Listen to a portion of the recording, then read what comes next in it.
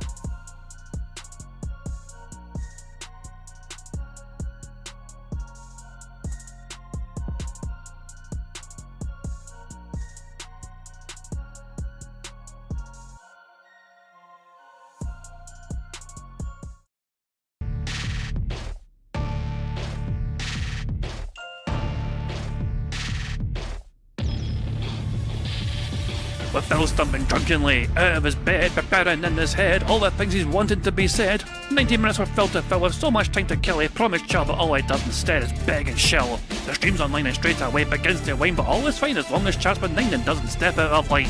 His content's sound mature for all to enjoy, fresh when you're, but I feel sure he ran through to feel so insecure.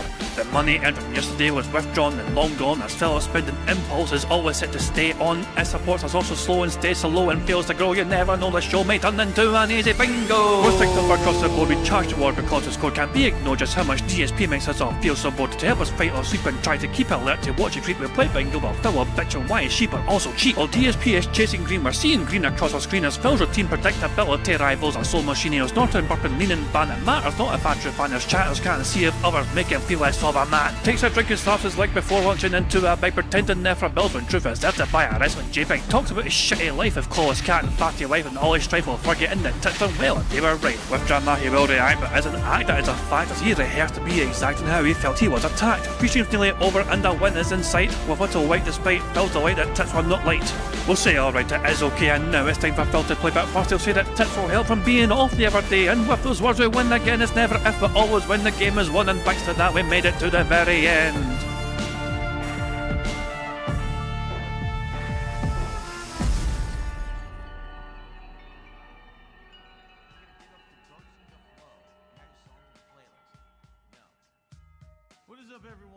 Hey guys, King Jet here, and welcome back to DSP Bingo for what is today, Saturday the 25th of April 2026.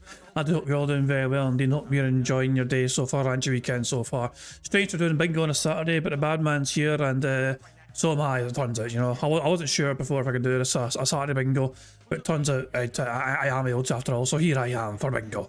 Good stuff indeed. Thank you very much to Kel Denson. I will replay the super chat because obviously it played during the intro, so just so you know it gets acknowledged, I'll replay it again for you. So, you don't deserve to live. But that's not the message I was trying to convey. But yeah, thank you, Kel Denson, for the super chat. I do apologise for the aggressive tone that soundbite took there. And the message was, I'm officially 9 years away from 40 and 49 years away from pushing daisies. Definitely closer to an old bastard. Old bastard! There we go. I guess you're trying to say it's your fucking birthday, Kel. Happy fucking birthday then. So what, you're 31 then, I guess. 9 years away from 40. Look at me doing quick math, but there you go. Happy fucking birthday then, you know what I mean? I hope you're enjoying your day so far. I hope you're having a good one for it, you know. But there you go. And also, because it's your birthday, you get to fucking pick the bingo number as well. So there we go.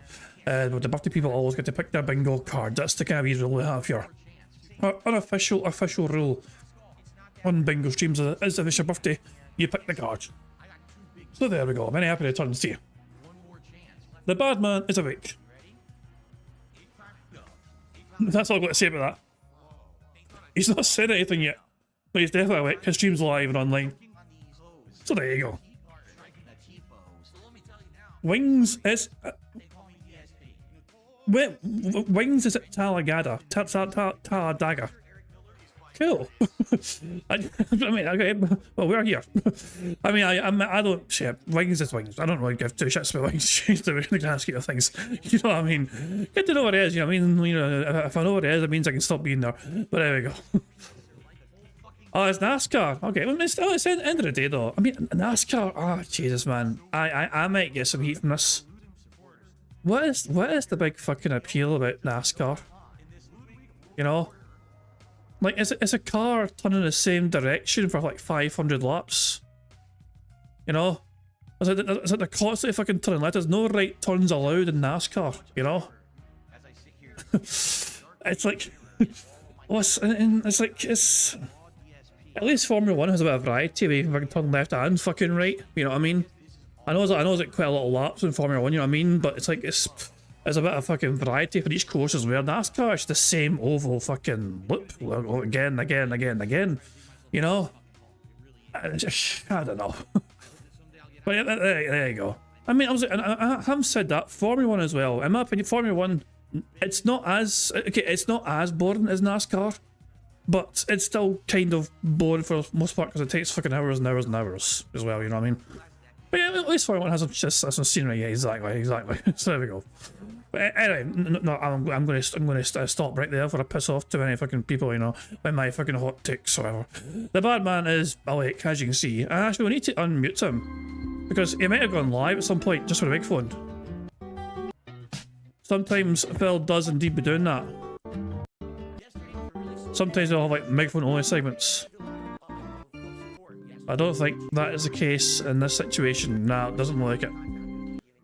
So yeah, but he's not said a fucking word in this fucking chat for some reason, you know. For who fucking knows why? But there you go. We have some things to cover before we go live with DSP. First of all, we must address the tweet that went absolutely viral. Phil playing Pragmata. The perspective changed. It's a moving platform. This tweet has 4.5 million views. 17,000 likes on Twitter. So let's just see the clip itself and see for ourselves exactly why it's gained such fucking popularity.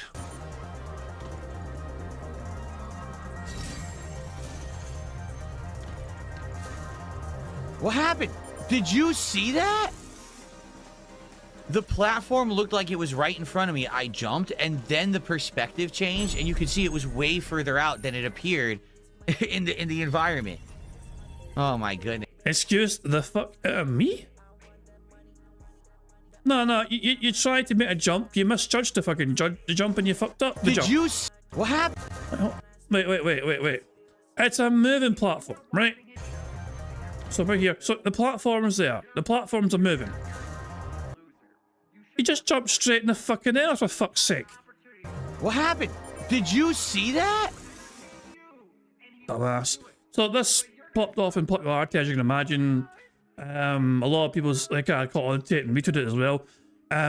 Here's some examples of the quote tweets here. You know what I mean? Fighting Cowboy saying, "Okay, I get what y'all were saying now." 42,000 likes for this fucking retweet here. Mr. Buddha, I'm losing my 90s. Quite literally only has 2 brain cells. 10,000 likes for that fucking tweet. Leyenda, video editor.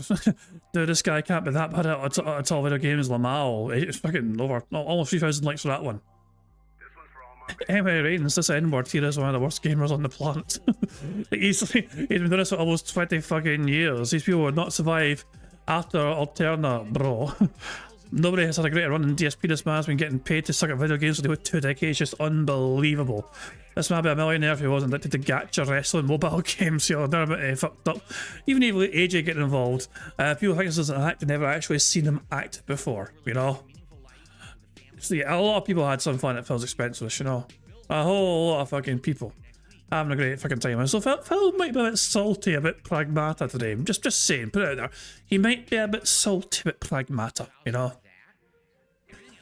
So you can expect to see a little meltdown about that, I guess, in some capacity. This tweet as well, separate clip here from the same game, by the way. Nick Tech saying, at first I found it quite odd that Capcom has added only 2 difficulty modes in Pragmata. Casual and standard. The absence of a hard difficulty mode threw me off a bit, but watching Philip play this game made me realise why Capcom decided to add the easy mode to it. Before entering this section here, you literally get the decoy generator which shows you that it will attract a group of enemies. This section is intentionally designed for enemies to get in your way so you can use that decoy generator and hack the wall. I guess Capcom should have thrown more yellow paint to that decoy gun and have Diana constantly suggest using it during this section. And the section in question is this one here. I'm hacking the wrong guy. See the problem here? I keep hacking the wrong guy. Yeah, this sucks. I can't even get out of the way because I'm hacking the wrong dudes. And I want to use this and I can't. I couldn't because I couldn't target it. I actually think the biggest flaw of this game is the targeting system. Because you can't actually target what you want. Like, I'm trying to target the guy. I mean, yeah, and a lot of people criticise Phil for this fucking gameplay and his excuses for fucking failing at the game. Yeah. And yeah, as Gibber says, Mucky, our own fucking Mucky's playing the fucking game. And not like that, they're playing at a fucking far better standard than Phil is. Mucky is crushing this game so far. Moki is, you know, known how to fucking play this game better than DSP is. And Moki doesn't watch DSP. Moki tends to stay away from the bad man's antics for the most part, you know what I mean? So yeah, but yeah, if you actually want to see an entertaining gameplay or somebody playing this game, I recommend Moki because they're playing it almost daily whenever they can. They're playing today as well, so there we go. But yeah, Phil though, it just absolutely fucking just butchers it, you know how he does. He's awful. He's awful. What's this? DSP game. Hold on, what's this? Actually, before we continue, is Batman live yet? I need to make sure this. Hold on. Blah, blah, blah. No, I don't think he's had his little microphone only segment yet. I mean, Phil might have. He might have had a microphone only segment, DSP. But Rafael might have missed it. Who fucking knows? I don't know. I'll just have to assume he's not had it. Where were we? Yeah, okay, you know, Lord Diaz, all happy feet himself, saying DSP gaming for this. Screen goes black and white, except for the colour yellow. Camera pans over to a flight of stairs with yellow markings. Time slows down. In a monologue, I should try and get those stairs to get up. Game pauses. Pop-up appears on screen. Yellow marks may indicate areas of interest. Press any key to continue. Walk away from the stairs. What about those stairs I saw before? Tooltip pops up saying that if I move towards the stairs, my character will climb the steps. Yeah, this is basically what Phil requires. This is essentially, you know, what game developers have to fucking do to try and make the game DSP proof. You know, there are multiple fucking prompts and suggestions and fucking hints to try and get him to fucking do the thing he's meant to fucking do in a goddamn video game that most other people can fucking figure out for themselves. You know, that is fucking DSP in a goddamn fucking nutshell right there. But there you go. Anyway, couple of videos to watch as well before we go live at Bingo. First of all, we have a new episode of Beg TV made by Ludwig. This is episode number 91. It looks like it starts off with a Laurel and Hardy sort of vibe, you know. So let's see what Ludwig has been cooking as well as others for the goddamn Beg TV stuff. Is this maybe hold on. Why is there no audio? There we go.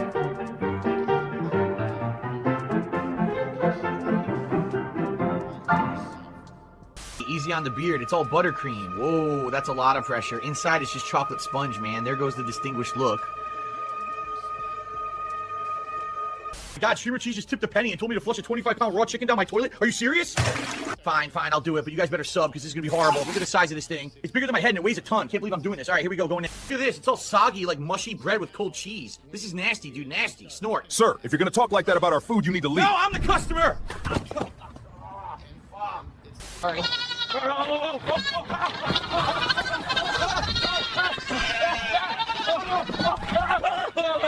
Okay, hello, buddy. Nice go. There you are, fuzzy menace. You think you can ruin my stream and get away with it?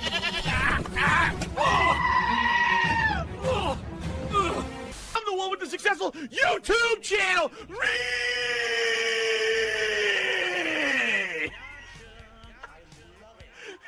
Like, hit the like button. I need those likes. I really do. Help me out here. Hit like, hit that like button right now. Don't wait. Just tap it. I need them so bad. Please. Hit like. I love Jack King Hoff with Game Horn. I love Jack King Hoff with Game Horn. Or in some. All right, that one was funny. That one that was pretty funny. Barn hunting giant wheels of cheese for a pig roach. Look at this thing. It's bigger than my head. What a stupid objective. All right, here goes nothing. Ugh, that's disgusting. Ack. Oh my God, of course. Oregon's governor has declared a state of emergency tonight after a towering, unidentified figure rose from the Pacific off Newport late this afternoon. Troops with the National Guard are now moving in. KQAN's to stay in.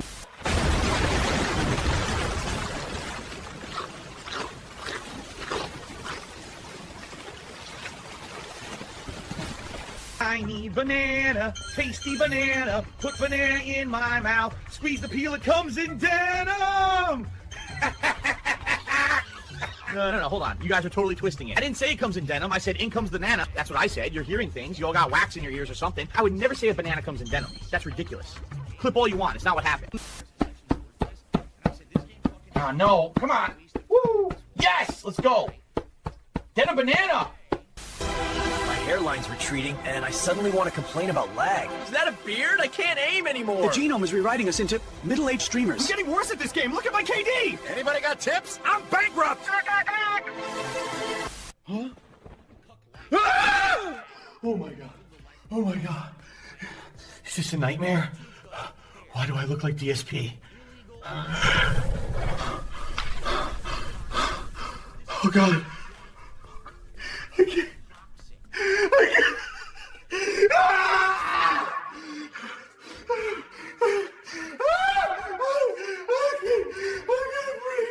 I mean, I'd probably have the same fucking reaction if I fucking woke up to fucking find out I was fucking Phil Burnell, yeah. I'd probably try and find any of this fucking high fucking level, a platform and just yeet myself, I don't know, but fuck me, man. I could not imagine a worse fate than waking up to discover that you are the pig roach. Oh, fuck. I got too fucking real and dark there, as AI goes too far with the fucking fever dream stuff, That's too scary, I fucking thought right there. Click away from the scary stuff. Oh, the bad man's life. Here we go. Hold on, let me rewind. Okay, so yeah, the bad man is fucking live. We'll leave the bad man on pause. And we'll build up an amplify and speed up juice. So there we go. I assume, by the way, Rothfeld does unmute my time. Maybe the other day it didn't. Good morning, everyone. And Hey, Rothfeld's on the ball today, good stuff. Oh, there we go, fuck it. Fantastic stuff indeed. I've got two of these on, my bad. Right, okay, so there's a couple of things for us to watch before we go live. But before anything else, Phil's latest edited content, by the way, the Crimson Desert thing, that has 9,000 views. So that means that Phil is 1,000 views away on that particular video, away from potentially making profit on his edited content finally.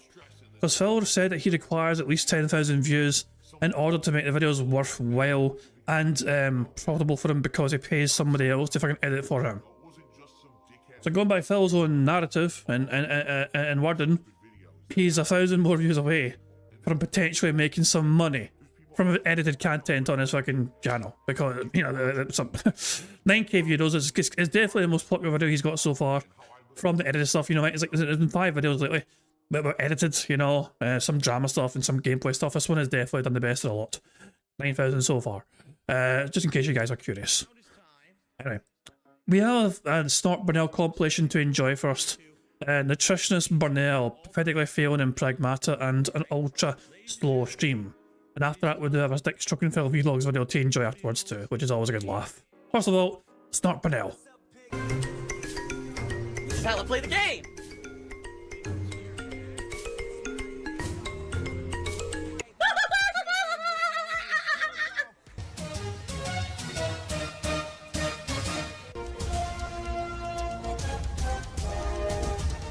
Oh my god! I have to warn everyone. Warning. What you may see right now is going to be absolutely disgusting. Sound good? Sounds good to me. Thank you so much. From Frank's Gym. Let's get them on the leaderboard and then let's see what they have to say. Frank's Gym says, "What's up, DSP? I just finished rewatching your Ghost of Tsushima playthrough. What an amazing game. I'm just stopping by to show some support." I appreciate that, Frank's Gym. Fuck you. You're a liar. here it is. So Jay Freeze Bees did a $5 super chat, and he says, "Yes, nothing stays relevant forever. Tell us more basic stuff. We're all little kids, not adults. It's like listening to my mom." Come the fuck in. You're here. Thank you very much to Gibbo for getting the membership, and that membership has gone to Hyena Man 12. So there you go. Thank you very much, Gibbo, for that. Hyena Man, make sure you thank Gibbo if you get a chance to. And yeah, thank you, Gibbo, for getting the membership. Very kind of you indeed. Oh, but by the way, guys, I forgot to mention, because so we done a stream on Thursday. We done a stream on Thursday, all going over Phil's edited stuff, and we got some free spaces on Thursday. Thanks to you guys, like, you know, I have a membership for liking the stream, whatever. We our tips even, so we got free spaces immediately before we even start today, you know, which is very good stuff indeed. So right before the videos even began, before the stream even began, we had free spaces. So there we go, good stuff indeed. Thank you very much for that, guys. And yeah, so and hopefully 25 likes before I start playing bingo, and I'll be good to get another free space on top of that. So let's see if we can get 25 likes before bingo starts. Until then, let's just keep enjoying the compilations. Little kids, not adults. It's like listening to my mom. You're here listening. You chose to be here. You're not tied to a chair. No one's forcing. You're not a hostage. If you don't like my opinions on my podcast where I give my opinions, you can leave. Are you aware of this? So apparently, voicing your if you don't agree with Phil, you shouldn't stay and tell him you disagree with him. But he's not.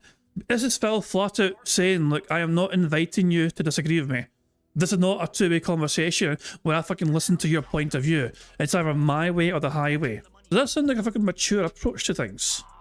Does that really sound like some sort of intelligent, mature, adult approach to fucking just like, you know, just life in general? Like, if I'm going to say something, then you either respect what I say and agree with what I say, or you fuck off. You know, it's such a strange, childish fucking approach to your audience. And yeah, no, the audience aren't fucking hostages, the games are. You fucking hold a gun to the fucking game's head telling your fucking audience support or this game dies. Maybe you didn't know that. Here's the thing. You can actually leave the content you don't like, and you can watch content you do. You have freedom to do that. It's amazing. It's called free will. Let's see here. Upgrade did a $10 super chat, and he says, is it possible you just aren't good at the game instead of saying it sucks? It has 57 positive reviews on Steam for a reason. You saying it sucks make you sound like a crybaby. Did you hear what I said about the game? I said there's things about the game I absolutely like. For sure, 100% there's things I really like about the game. It doesn't overall stink. But if one of the core gameplay elements, the combat, is very, very generic, isn't nearly as good as the combat of most games that I play. I mean, there's games I played over a decade ago, like Shadow of Mordor, okay? The combat of that game is far better than this game, okay? Early FromSoft game combat is better than this game. It is. All right, now you can disagree, and again, that's okay. But for you to discount my opinion because you just... Oh, fuck. Ah, Christ. Squeaky wheels Jade tipped £1. Squeak, squeak, squeak, squeak. Well, I'm not necessarily tied to our chair, but it certainly can't get up out of it. You can still roll your ass away from the bad man if you wanted to, Jade, you know? You could fucking let your squeaks become a fucking distance noise in the fucking background as you fucking roll your way to fucking freedom, like other fucking wheelchair pound fucking DSP fanboys have done before you, like Rob on Wheels, when they decided to say fuck you DSP, I'm out, and then squeak their fucking little wheelchair ridden ass away from the bad man, you know? So I mean, Jade still could fucking find him. I mean, as long as I assume he lives in a fucking wheelchair accessible fucking area where he can fucking wheelchair his way out of Phil's fucking streams overall, you know? Not quite get up and go, but just fucking, you know, rock and roll your way out of there. But yeah, Jay's no fucking leaving though. There is no way. Phil has treated him like shit time and time again. Refuses to fucking play him in Street Fighter. Like, all Jade has ever wanted for years and years is to fucking play a match in Street Fighter with DSP. Yes, of course Phil will destroy him. Jade doesn't know how to fucking play the game, probably because the game isn't really catered towards people, you know, so he's a fucking disabled person, you know what I mean? Where he struggles to fucking play the game at any sort of proper competitive level. He still likes the game, he still enjoys the game, and he wants to fucking play DSP at the game just so he can fucking get to enjoy the experience of playing DSP at Street Fighter. And Phil has refused this time and time and time again. Why? Because Phil knows he'd win, you know? I think Phil is terrified. I think, is it just a case of him not wanting to grant a fan's wish, you know? Or is it him fucking being so fucking paranoid about the internet in general, where he is terrified that if he fucking plays Jade in Street Fighter, then the internet's going to spin it as Phil Burnell bullying and destroying a disabled fan on his stream for like fucking 10 minutes or so, you know? I think Phil is terrified that the internet fucking, you know, harass him and fucking mock him for fucking going all try-hard mode on a disabled fan. All Jade wants is a fucking match with DSP. That's it, but there you go. I give her a tip, Jade. If you wanted to leave, you fucking know how to roll yourself away from there. Agree, and again, that's okay. But for you to discount my opinion because you disagree without justification means that your opinion is invalid. You have to justify what you're saying. And every time that I ask people, what is it about the combat of Crimson Desert that's so good, I don't get any answers. I get crickets. I say, nothing. Instead, I hear, oh, just get good. Get good without explaining what I'm missing is invalid. So thanks for $10, but until you're going to explain to me how I'm misunderstanding this insanely great and complex combat engine, your point is moot. But thanks for your money. And some people actually believed me. Oh, people are just very gullible on the internet. I don't know what else to say. Again, great support today. It would be great to get some support on the Kick side. We have 0. No kicks or subs over on Kick, but we've had a lot of super chats this morning, so thank you guys for that. Okay, so we're probably going to lose this one. I don't know how many likes we have. I'd like to get it to 100 likes if we haven't yet. That would help the stream. In addition, any contributions greatly appreciated. Right now, we had tons of super chats today and a few tips. We had 0 contributions from Kick. I'm not even kidding. No kicks, no subs, nothing from Kick at all today. Please, if you're watching on Kick and you like the playthrough, please support the stream. One person contributing is better than none. You understand? But thank you to everyone for your support. I hope that you are enjoying the stream. I am. I'm liking the game. So if you could like the stream, if you haven't yet, please do. It's also the last chance here to support the stream. So if you haven't yet, if you'd like to support in some way, you could do a super chat or a membership on YouTube. You could do some kicks or a sub on Kick, or you could send a tip via PayPal. FYI, 0 support from Kick again today. It sure would be great to get some by the end of the stream, even if it's like one person who sends 100. No, I need to fucking address this. I mentioned this briefly on one of his more recent fucking Bingo streams. There was a day very recently where Phil had a lot of support from Kick, but nothing from YouTube. Okay? Phil did not harass and mock and bully YouTube for not supporting that day so far. I think it was a day where, you know, it wasn't long ago. I think it was one of the days where we got like a bunch of like gifted anonymous subs or whatever on Kick, you know, which is a new feature now, you know what I mean? But yeah, Kick massively stepped up one day. And like all the support had come in from Kick that day, and YouTube hadn't fucking stepped up whatsoever. And Phil refused to fucking spin this fucking narrative and have a go at YouTube for fucking failing to contribute and fail to fucking give support so far. It is something specifically reserved for Kick only. Which is strange. Phil is terrified of fucking treating the YouTube audience the same way he treats the Kick audience. You know? Which is obviously hypocritical, you know? He'll happily fucking mock and deride the Kick audience, you know what I mean? Because as far as Phil sees it, those people aren't real fans. Those are some carryover, you know. Those are some leftovers from the casino days, you know. I know. It just comes across to me as extremely hypocritical and it's extremely double standards. Treat all your audience the fucking same, Phil. You know. There should be some sort of fucking 2-tier fucking leveling between the system of like how you treat your fucking audiences across different fucking platforms. Kicks are 1 sub. That would be nice. Better than nothing. Please consider it if you haven't yet. DSP. Keep coasting, bud. It'll be all right. Keep coasting, brother. But I'll be back tonight on the late stream, which will be stream starting around 7 p.m. Pacific time, gameplay starting around 7:30. It'll be about 2 hours of Pragmata on the late stream. So if you've enjoyed that playthrough so far, it would be great if you could come back and hang out with me and engage and support it. I'll be honest, last time I played it as a day stream, it actually didn't do that well. And I was shocked because it was only the 2nd stream of a new release. So as a result, it's now going to be a night stream for today. Oh my God. So this person just did another $50 tip. This is crazy. Another $50 tip, everybody. Yeah. Phil faked like $200 in tips on a night stream. Let's get an animation for that first. This guy is 1,000,000% a pathological liar and a sociopath. Okay, so for Gandalf Smoke, because he asked, what do I eat in a day? Every morning when I'm at work, this is not like a day off where I do go lax and I order out or go out to eat. On a normal day for me, in the morning, I have a Jimmy Dean's, egg whites, turkey sausage, muffin sandwich. What it was, like an English muffin? Yeah, English muffin sandwich. I take the cheese off of it. So it's just some carbs, a good amount of protein, low fat, low sodium. It's actually pretty good for you, okay? Because I took the cheese. Is that some sort of like fucking microwave fucking meal or something for his fucking breakfast?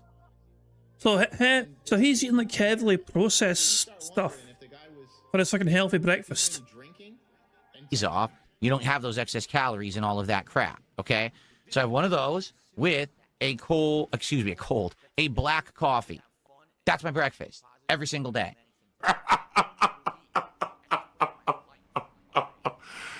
Wow. During the day, I drink tons of filtered water. Tons. This thermos, basically one a day, filtered water. Okay? Dinner always changes, depends on, what we're doing. Usually very high protein, low fat, low oil. And usually we try to do low or no cheese or fat-free cheese if it's even possible, because sometimes you can get it, sometimes, they don't make it of a certain kind of cheese. But basically we try to do a lot of protein in our diet, okay? Lean and healthy. Then I do have a couple more cups of coffee during the day sometimes. Sometimes in the afternoon I'll have one, always black. Sometimes I have one after dinner, like today. That is a lot of caffeine. Phil was basically saying he drinks like fucking 3 cups of like coffee per day, like black coffee. Is that not quite a lot of caffeine to intake in a day? Like 3 of them, at least. Maybe it depends on how much how big the cups are or mugs are or whatever. But that seems like a lot of caffeine to ingest per day. I don't know. I don't drink coffee personally. Okay. I don't really like the taste of coffee, personally, but I can kind of drink it as long as it's got a lot of sweeteners in it, Like, I'll go to, one of my fucking go-to drinks, if I'm feeling like I need a per cup when I'm in, like, Glasgow or whatever, I will look for a Cafe Nero. One of those fucking chain places like Starbucks, but there's no Starbucks, it's Cafe Nero. And I'll go for the fucking caramel latte, Get some fucking caramel sauce on there, get some whipped cream, fucking all that shit, And that'll perk me right the fuck up, I can tolerate it as well, because it's like fucking sweet, and the taste of coffee is fucking too bitter for me, Yes, I like Guinness. Wait, what? How the hell can you compare drinking Guinness to drinking coffee? How the hell is that comparable? I don't understand. It confuses me. Oh, yeah. But, about 3 or 4 cups of coffee is pretty normal, okay. I wasn't sure, I thought like, I don't know, it probably depends exactly how you fucking do them, whatever. Guinness is a very coffee-flavoured beer. I'm not sure if I agree with that take, personally. I've tried coffee and I've tried Guinness, and what I can say is I enjoy drinking Guinness a lot more than I enjoy drinking coffee. That's just me, though. Today I did have a cup of coffee after dinner, okay? And then, after, dinner and my second stream at night, it depends. If I'm hungry, I'll eat something. What will I eat? Usually, some healthier snacks. That's something as well, which is pretty bad for you as well. Apparently, you shouldn't eat so fucking late at night, That Phil ends his stream, so his content, his working day ends at fucking, after 10, effectively, okay? After 10 PM at night. And you really shouldn't be consuming that much food at all, if any food, at that time, because usually you're going to go to bed very soon afterwards, and it means instead of just, you're just going to be fucking lying there with that food in you. You know what I mean? You won't have like worked off anything and that, and yeah. As far as I'm aware, you shouldn't really, especially not while eating dinner. Like Phil's dinner should be his last meal of the day, effectively. But we all know if Phil doesn't like, if Phil can't handle that though, It depends on when you go to sleep, says Chillump. The rule is I've had 3 hours for bed. Well, Phil does often stay up until small wee hours, So Phil, for some fucking reason, decides he fucking doesn't go to bed until like fucking 2 AM or whatever sometimes, It's not unusual for Phil to still be awake at 1 AM, 2 AM his time. Which to me is strange because, it's just bizarre to me. It's such a fucked up weird schedule. Your sleep schedule, I don't know. I still find it very odd, but there you go. That's what he does. Whether that's one of those protein bars that's meant, it's like, again, it has some sugar, it has some calories in it, but it's healthy, it's low fat, it's meant to be something that's more of a protein than anything else, okay? Sometimes I have these like protein chips they sell as well, and there's different kinds you can get. They're like tortilla chips or like regular chips, and they're protein infused, all right? And those are really healthy for you too. So that's pretty much it on a normal day. Now, on my days off, all right, then I eat more normally. Like, if we're going out, we'll go out and just get a breakfast somewhere. Where? Doesn't matter. Like, it's my day off. I've eaten healthy all week. I'll eat whatever I want. You know what I mean? No, Tyrone. No, Tyrone. Wait. Oh!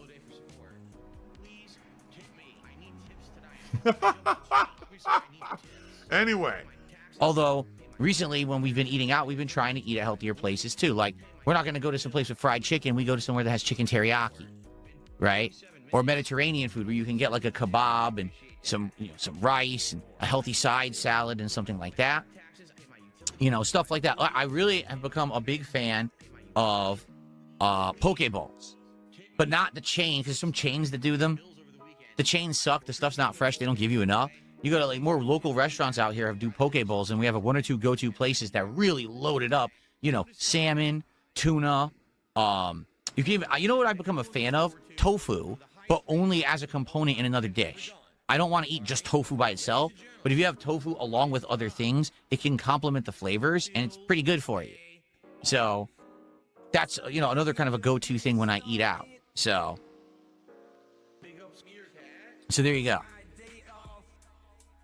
So basically, my one main meal of the day, the big dinner meal, which really isn't dinner for me, it's more like a afternoon, almost like a supper, because I have one giant meal a day that's the main meal of the day. It's always healthy, homemade, high in protein, and my wife always makes it. It's always something like that. Like today we had homemade turkey chili with a side of veggies, which was... When Phil uses the words homemade and not actually healthy, it doesn't fucking mean what you think it means, you know? It could still very likely be fucking heavily processed stuff. You know what I mean? Like cat like fucking sticks in the oven or whatever, and cooks or whatever, you know, and that's it.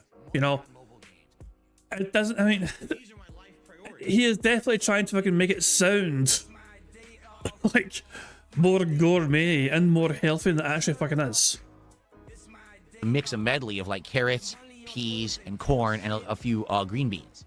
So that's what we had today. It was turkey chili, homemade, with a side of like a vegetable medley. Okay? Yesterday we had the protein pasta, which is pasta infused with extra protein, ground chicken that's seasoned to taste like sausage almost, but it's just seasoning. It's not like fat and added oils. It's just seasoning.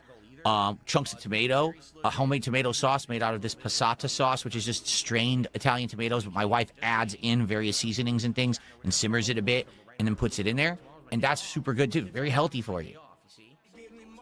Good Lord, man. Look in the mirror for a second and stop believing your own lies. The thing is, you can have high protein, low fat, low carb meals, but they take work because usually they're not sold like that. You know what I mean? You go to the grocery store, you'll never find a meal like that. You have to cook it yourself. So you just find the recipes or you practice it yourself and you figure out how to make it, and then it ends up being really good. Actually, I'm pretty confused right now. I don't want to do that. Are you kidding? Wow, he overshot. So once you do an air dash, you can't actually control your air dash. He just kind of does whatever he wants.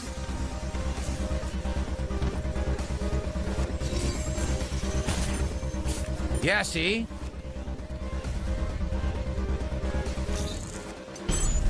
Once you do an air dash, you're helpless. You can't control what direction you move after an air dash.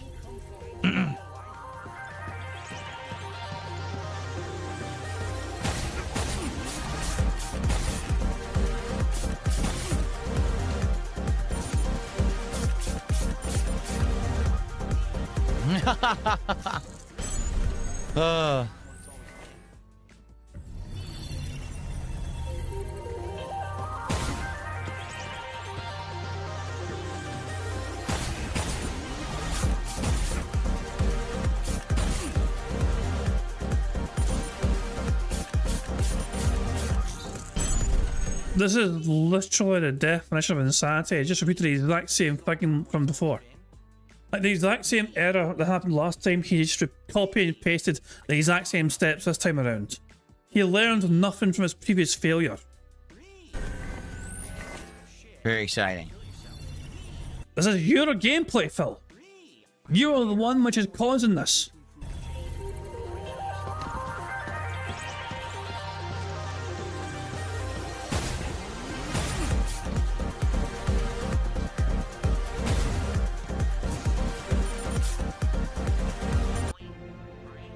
Done that yourself.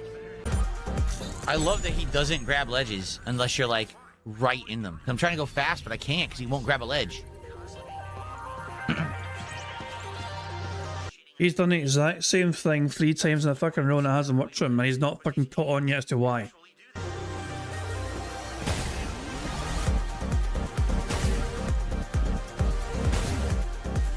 Are you kidding? Here we go.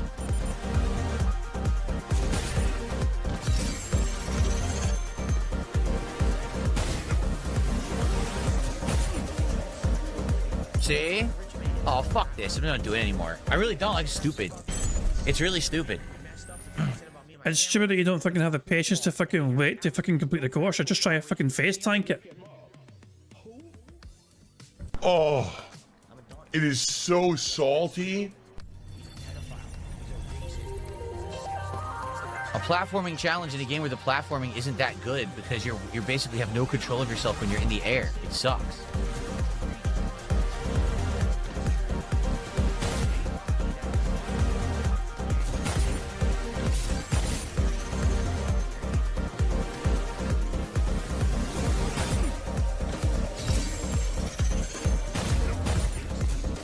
Are you kidding? See what I mean? He's right in front of the platform. He doesn't grab it. It's right there. He's like, doesn't lift his hands.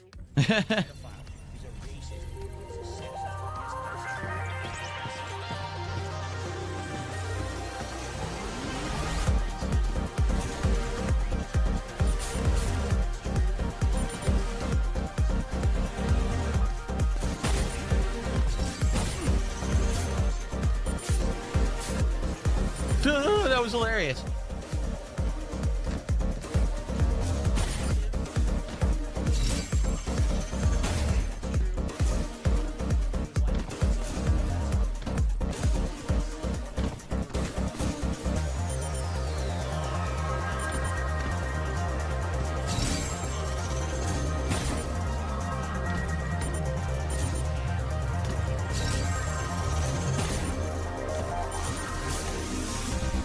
You're kidding me. He's right in front of the... It doesn't grab it. Wow. Are you... I used to have brains in this head. That was a long time ago. Bruh. Yikes. Frustrating. You could tell it's purposefully frustrated. You are the cause of the frustration, Phil. It's because of... This is all on you.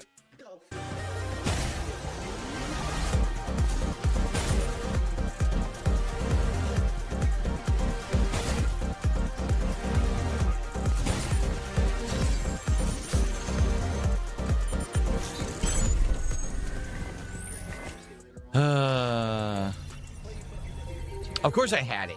He just, like I said, he doesn't grab the ledge easily. It's hard for him to grab the ledge. That's the way they made him. So you can't really do stuff in it like you would think you could be able to do because he's not very good at grabbing ledges.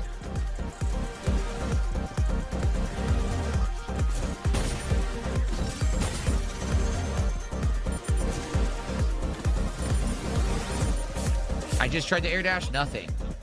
I give up. Forget this. Run away, fat man. I don't care. Let's go back to the game.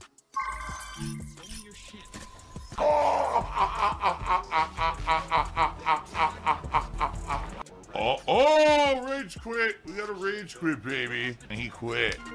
Like the bitch he is. Rage quit. Thank you guys for watching Pragmata. I hope you're enjoying it. If you're still watching it on demand, I'd love to hear what you think. I don't know what happened with this game. That attention fell off. We have only 150 viewers on YouTube tonight. I don't even want to look to see how many we have on Kick. Seriously? Like, I don't know what's going on with that. But I'm enjoying the game a lot. The more I play it, the more fun I'm having with it. I really like it. I guess I'm glad it's on the shorter side, so I'll have the opportunity to finish it. And I want to say thanks to those who are here, who did hang out and support so far tonight. Another hour coming. Thanks for watching. See you in the next part of Pragmata.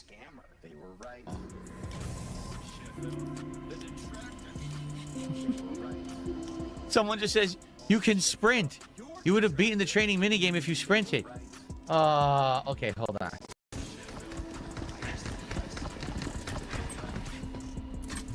New training sim data has arrived. You can sprint. You can.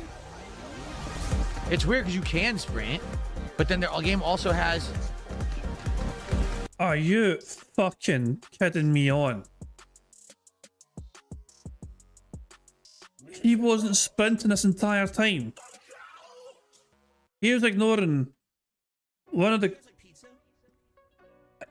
He was blaming the game for his inability to remember there's a sprint button.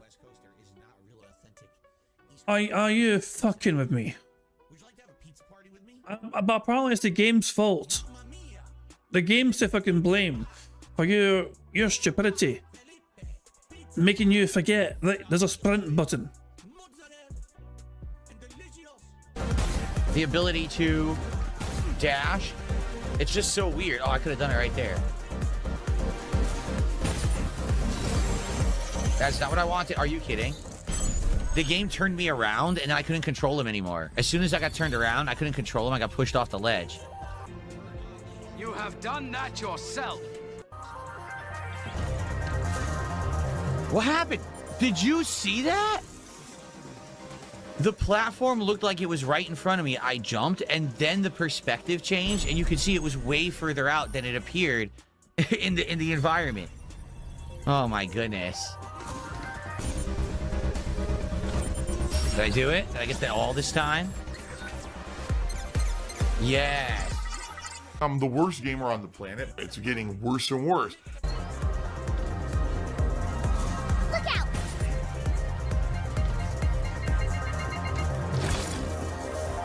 How do I get back now? I don't know. Look, how do I get back? There's no way to get back. What? If you fall down here to get the box, you can't go back.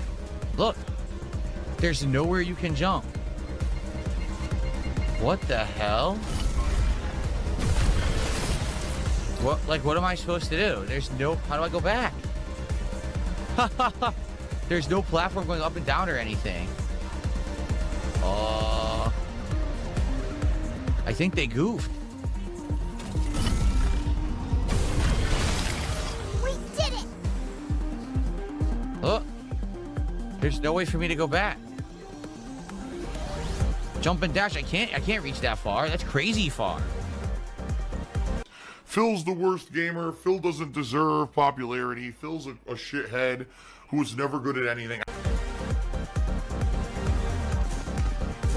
See? There's no way to do it. I had to fall. There was literally no way to do it. Once you're down there, you can't go back. They screwed it up or something. That was really weird.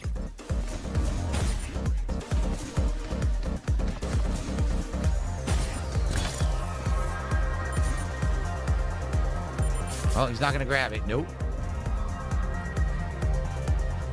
Yeah, I legit don't know how. Look, even right now on there, how would you go back up? Maybe you have to fall. Maybe you're expected to fall and respawn at the beginning, and that's okay. There's enough time permitting to still do it. Maybe it could be that's what it is.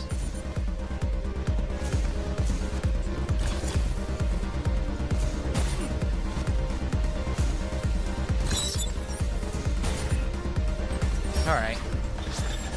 I do drink. Complete within 60 seconds. It took him like fucking 5 minutes. Though, occasionally, and quite frankly, maybe tonight is occasion for a drink. Do I drink gin after the streams? Yes, I do. I jump into an entire bathtub full of gin and I submerge myself for several hours. It's the only way to live. I'll be back on Saturday. I'm off tomorrow and I'm off on Friday. So, when I come back on Saturday, chill podcast, Pokemon Fire Red returning to the daytime stream. Since you guys liked Pokemon so much, I'm bringing it back to the day streams. And it will be a night stream of a new game that just came out yesterday, Vampire Crawlers. I'm going to give it a go. It's actually on Game Pass, so I want to try it and see if it's any good. I think I'll like it. If it ends up being a roguelike, similar to like people are saying like Slay the Spire, except it's going to be like more retro horror based and stuff like that, I think I'm really going to like it. We'll see. All right. So keep in mind next week, the continuation of Pragmata, Mouse PI for Hire, Dragon Quest 7, trying to get to the end game of that, Pokemon Fire Red. We're going to try Vampire Crawlers. We got Saros coming out next Thursday. So a week from tomorrow is the premiere of Soros. That's the game that's the spiritual successor / kind of sequel to Returnal. And then on Friday, not this Friday, but next Friday, the Mega Man Marathon, all right, on May 1st. So, oh, excuse me, I should have said the Mega Busting Marathon on May 1st. So, I hope you'll join me for that.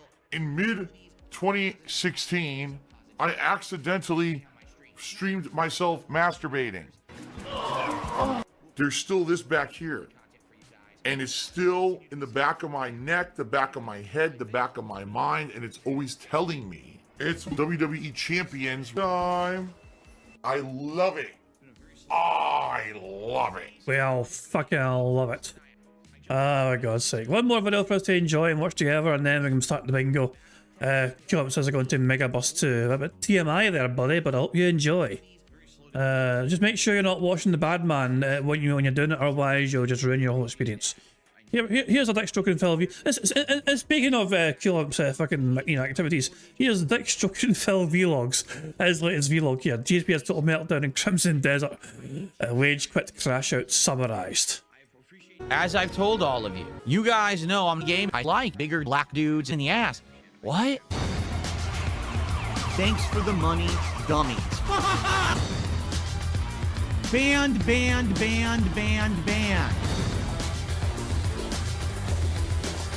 Camera's been on the whole time. Bounce. I'm actually a virgin.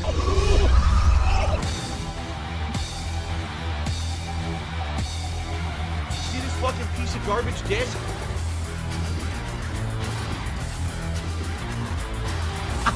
Thanks for the money, stupid fuck.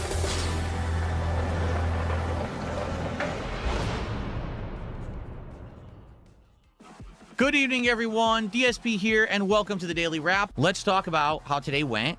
Today was a combination day of the continuation of Dragon Quest VII Reimagined and what was supposed to be a late-night Crimson Desert stream. That went really badly. So let's talk about how everything went. We started with Dragon Quest VII Reimagined. Now, FYI, with Dragon Quest VII Reimagined, we absolutely are now into the final fourth of the game. So the good news is the story is in overdrive, but as everyone knows, I don't really get attention when I play turn-based RPGs. If we were gonna have a slow or bad stream this week, it was probably gonna be Dragon Quest VII, and I was dead on correct. It had by far the least attendance, the least engagement, and the least support of any stream this week, and actually, it was very close, if not the least supported stream of my year so far. Guys, we have an hour left on today's stream. If you're having a good time and you're enjoying Dragon Quest, or just the chill vibes of the stream, or if you just like my content in general, please support in some way. If you're watching live on YouTube, can we get some support? Can we get our first sub of the day on Kick? Can we get some more memberships on YouTube, of which we only have one? Can we get our first tip? We have 0 tips today. None. Can we get some support for Dragon Quest? Right now, sadly, this is my least supported stream of the year, and I would like to turn that around in the next hour. So if you like me and my content, let's get support for me. The game is boring, the chat is dead, I'm leaving. All right, well then don't come to the Dragon Quest stream. Again, sadly, this playthrough, as long as we've played it, and as much as I like it, it doesn't appeal to the mainstream. We get less viewers, we get less engagement, we get way less support. It sucks. So I appreciate anyone who comes by and hangs out and supports Dragon Quest, man. We've got no tips at all today, which is crazy. Hopefully the tips are working, and that's not an issue, but no one's told me there was an issue. I just don't think anyone's wanted to tip. It sucks that we're so far into the game, guys. We're like 50 plus hours in. We're gonna finish it. But man, it just seems like these final few streams are gonna be just like this. What can I do? Not much. Well, I received a $2 tip. This person says, happy belated 53rd birthday. Nice razzing of me. That you razzed me. How dare you? For a $2 tip, so we have confirmed that the tipping is working and that no one wanted to tip for Dragon Quest. We got about a half an hour left on the stream, everybody. So this would be your chance to support my content if you can. I really would appreciate it. It sucks that Dragon Quest is basically not getting much or any support anymore. Guys, we got 25 minutes left. Let's rally. Let's get some more support. I don't think we're going to have an overwhelmingly well-supported stream today. But let's get a little bit more support for Dragon Quest. Come on, let's get one sub. A single freaking sub for Dragon Quest, right? Let's get a super chat. Let's get a tip bigger than $2. Let's get a little bit of support. Spread it around for Dragon Quest. I'm not asking for much. I'm just asking for something. Come on, let's go. Yeah, It was very unfortunate that it didn't get much support. I think it was like $60 the whole stream, which is really bad, obviously. But by far, tonight's late stream was the disappointing stream, and here's why. So, Crimson Desert, and I said to everyone, listen, I will keep playing Crimson Desert as long as you guys show up, you guys engage, you guys support, and it doesn't really just piss me off and disappoint me. Everyone, we are back. It is Crimson Desert time here on DSP Gaming, as I've told all of you. In regards to this game, you guys know I'm not in love with it. You guys know that there's things about it that I actually do not like, including the combat. But as long as people keep showing up, engaging and supporting Crimson Desert, I will keep playing it. You know, I'm the kind of guy, hey, I'll monetize the shit out of the entire stream chats. There are things about Crimson Desert that I still like, including the open world, and when you unlock new elements to the game. Okay, let's take the runes off of our stuff. So what we need to do is craft abyss gears, right? What we're doing is removing a bunch, and then we're going to craft the better ones, if I remember correctly.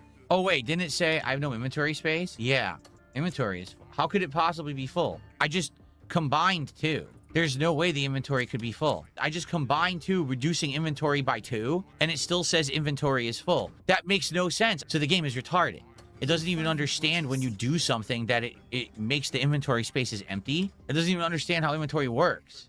How is my inventory full? What is it talking about? I just combined 2 together to make a new one. How could my inventory be full? Why is this game so stupidly dense? I don't want to have to leave and come back because the game is dumb as fuck. So it better figure shit out really fast. So tonight, here's what happened. Just listen to this. I start playing Crimson Desert. It opens up with 30 minutes, I'm not kidding you, of completely mindless nonsense. We tried our best to defend the outpost. Oh my god, I've been playing for 27 minutes. Nothing's happened yet. God, this game. 27 fucking minutes, nothing's going on. Oh my god. You try raising it. It's heavier than it looks. You raise these banners, and it'll give our men the courage they need to fight on. Else we're entirely fucked. So?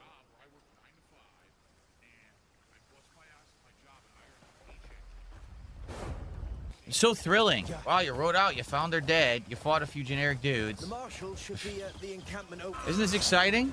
The least interesting, least engaging combat ever. Like in any game. It's so fucking boring. You go talk to this guy. He says to go over here and talk to that guy. So you ride on your horse and follow a guy to go talk to a guy. Then you ride on another horse and follow another guy to talk to another guy, to talk to another guy, to talk to another guy. I'm not kidding. That was half an hour of tonight's stream.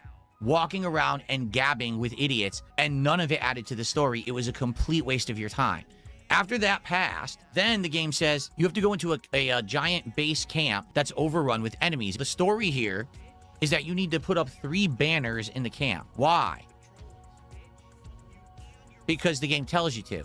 Wait, we have to keep doing this? Are you kidding me? We literally have to just ride around doing banners and shit? This is the whole fucking mission right now? Why would putting up 3 fucking banners during a camp takeover fight mean anything? The answer is they wouldn't. The game doesn't have any, like, intelligence to it. It's just saying, just do this arbitrary thing during the fight. Problem is, the camp is overrun with these enemies. So as you're trying to pick up the flag, figure out where to put it, all the enemies keep attacking you. It's you against an entire camp by yourself. You can't see because it's nighttime, and you don't know where the banner is in relation to where you're supposed to put it in the post. It's insanely boring. So many, it's gonna take an hour. Obviously, I don't want to kill them all. I just want to do the banner, but I can't see the banner. Like, do you see the banner anywhere here? Where's the banner? I don't know where it is. It says I'm on one of them, see? Raise the banner. Where's the banner to raise?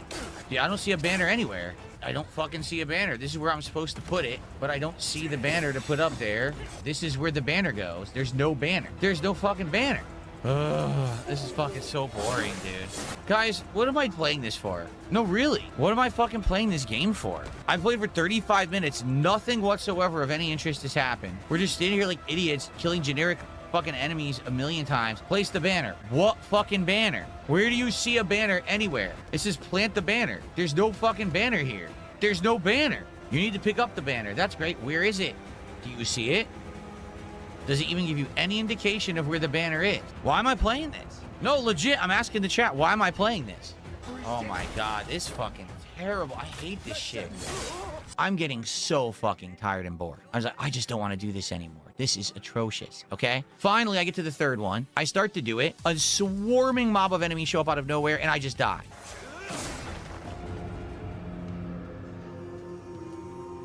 fuck this game. I'm seriously hate it. I'm not playing it anymore. This is the most boring fucking game. Insane, repetitive garbage. A plot that is non-existent. Combat that's insanely unengaging and just terrible. I'm not playing it anymore. I'm done. There's no point in playing it. You guys don't care either. You guys don't give a shit.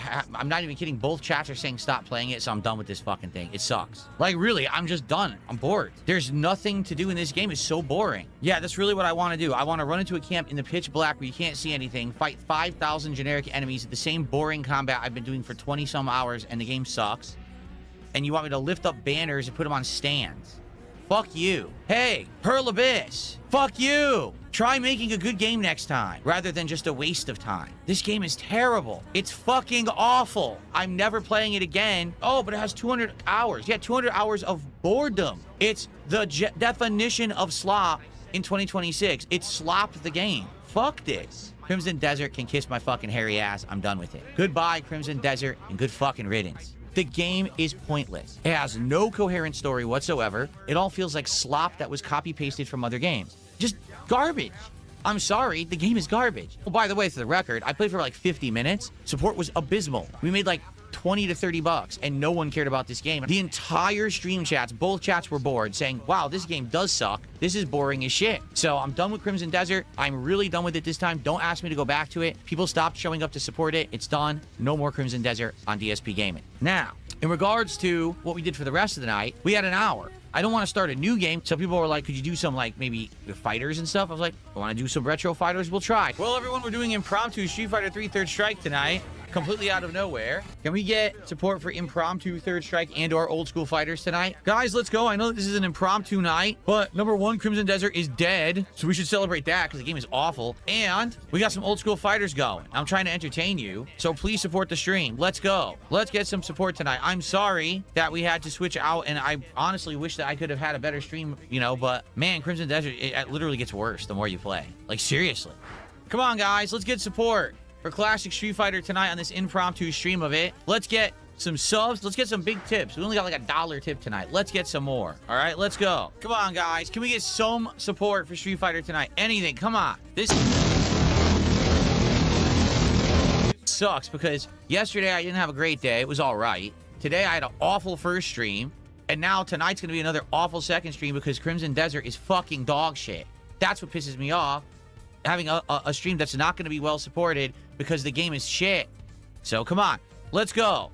Let's go. Let's get some more anonymous subs over on Kick. Now that you can do them anonymously and no one knows it's you, so you can't get harassed online. Or how about a tip? I mean, tips tonight, we had a bunch of small tips and that's about it. It'd be nice to get a nice big tip to finish the night. I imagine trying your best to encourage your fucking audience to fucking give you money anonymously. Like, I like how, I mean, I know, I might make far less money than DSP does.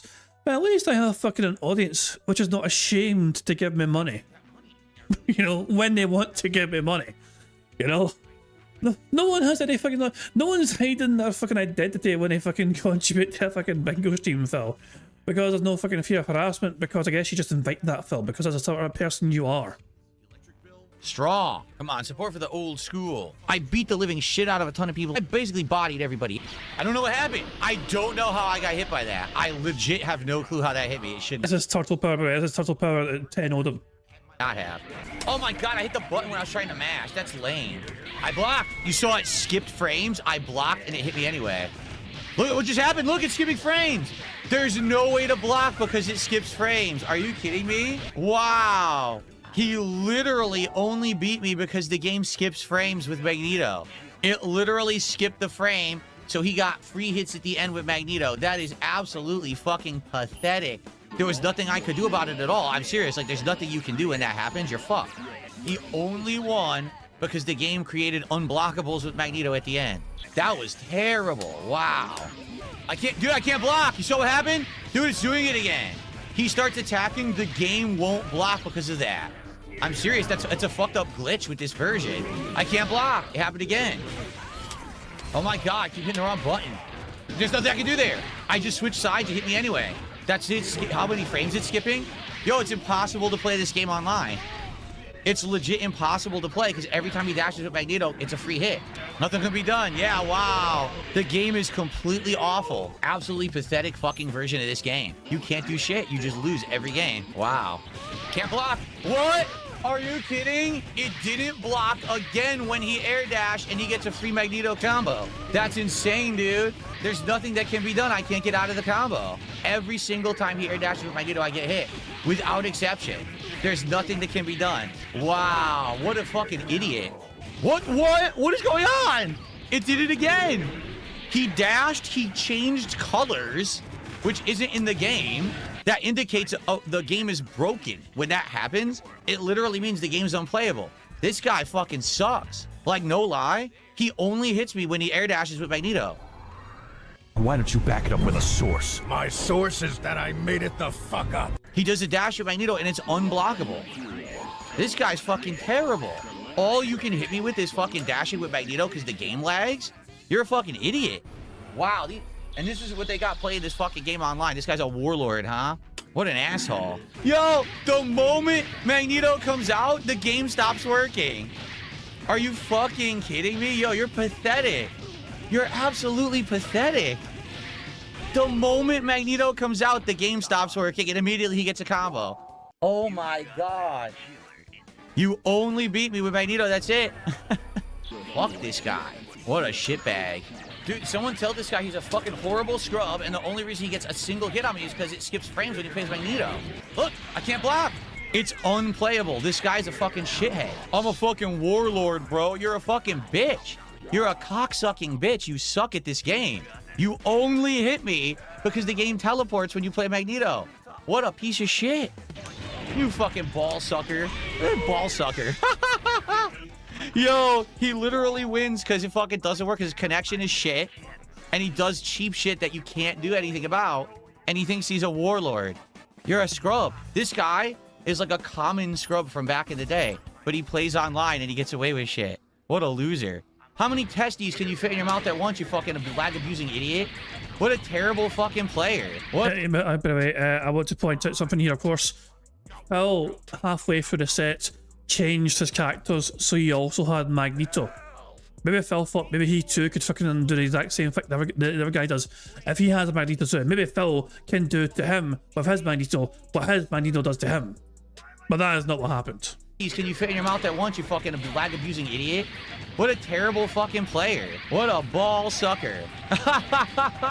That's the level of people playing these collections. They're awful. The guy fucking literally abuses lag, teleports all over the place. You can't block anything he does. Fucking nonsense running away like a coward and bitch ball sucker online. And he's a warlord. He's like the best player in this game. Apparently, you know, if you're really good at this fucking game, then you are a homosexual and you shouldn't fucking be playing this game. So, don't understand why Phil had to get so homophobic with his sodium levels there, you know what I mean? But I guess it's just, that's just DSP for you. He's actually the worst. He's literally fucking terrible. I would spank that motherfucker 10 games out of 10 offline, but he abuses the code and gets away with it, and look at how many wins he has. What a fucking loser. So, let me get this straight, Phil. Let me just understand what you're saying here. You spent a good portion of that fucking 10-0 fucking arse whipping you got, calling the guy a fucking, you know, a cocksucker and a fucking, you know, he gobbles nuts, well, you know what I mean? And then you end it all by wishing that you could fucking see him in real life so you could spank him. Just come out the fucking closet already, Phil, you know what I mean? There's no shame in just admitting that you're a fucking, you're a homosexual, you know? It won't, you know, you're still gonna be a fucking toxic piece of shit, you know what I mean? It won't change who you are fundamentally, but at least you'll fucking be true to yourself for once. So the #1 ranked guy in Marvel 2 on PC is a terrible scrub who abuses lag. You can't make it up. Anyway, tonight was a frustrating night because Crimson Desert sucked and it was hit or miss playing Retro Fighters. But yeah, I'm done with Crimson Desert. I'm just not wasting time with it anymore, okay? I hope you'll show up for these streams, you know? This week's been a frustrating week. We had one day where both streams were good but not great. Then today we had the complete failure of Dragon Quest. It's only a 4-day streaming week for me, so it will be great to have a strong finish tomorrow, okay? If you can make it, show up, support my streams to end my streaming week. Okay, everyone? Have a good night. I'll see you tomorrow. Peace out. See you then. I wanna rock, rock. Shut the fuck up!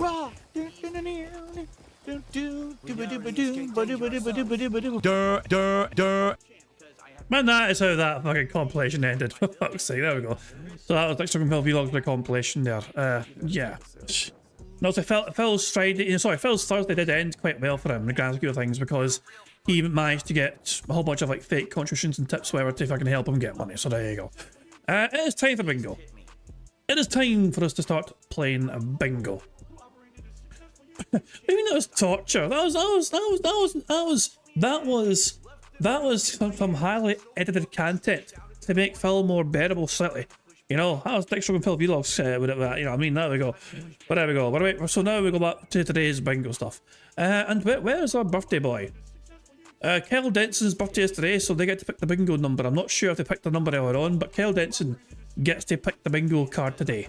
So where is that wee bastard? Oi, well, Kyle, hold on. Old bastard! Try and summon him. Kyle, what fucking number do you want for the bingo?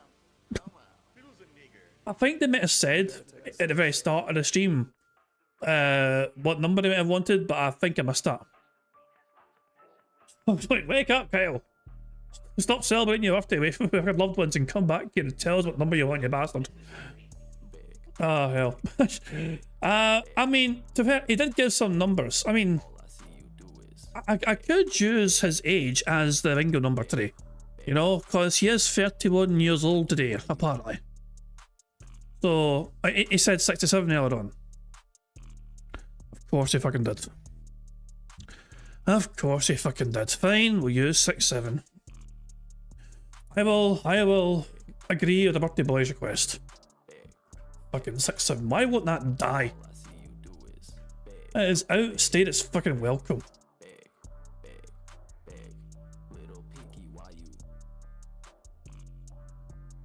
Okay. Anyway, just randomise the bingo background image. And we'll type in 67 here. Here we go. And we need Phil to say and do the following for today's bingo stream.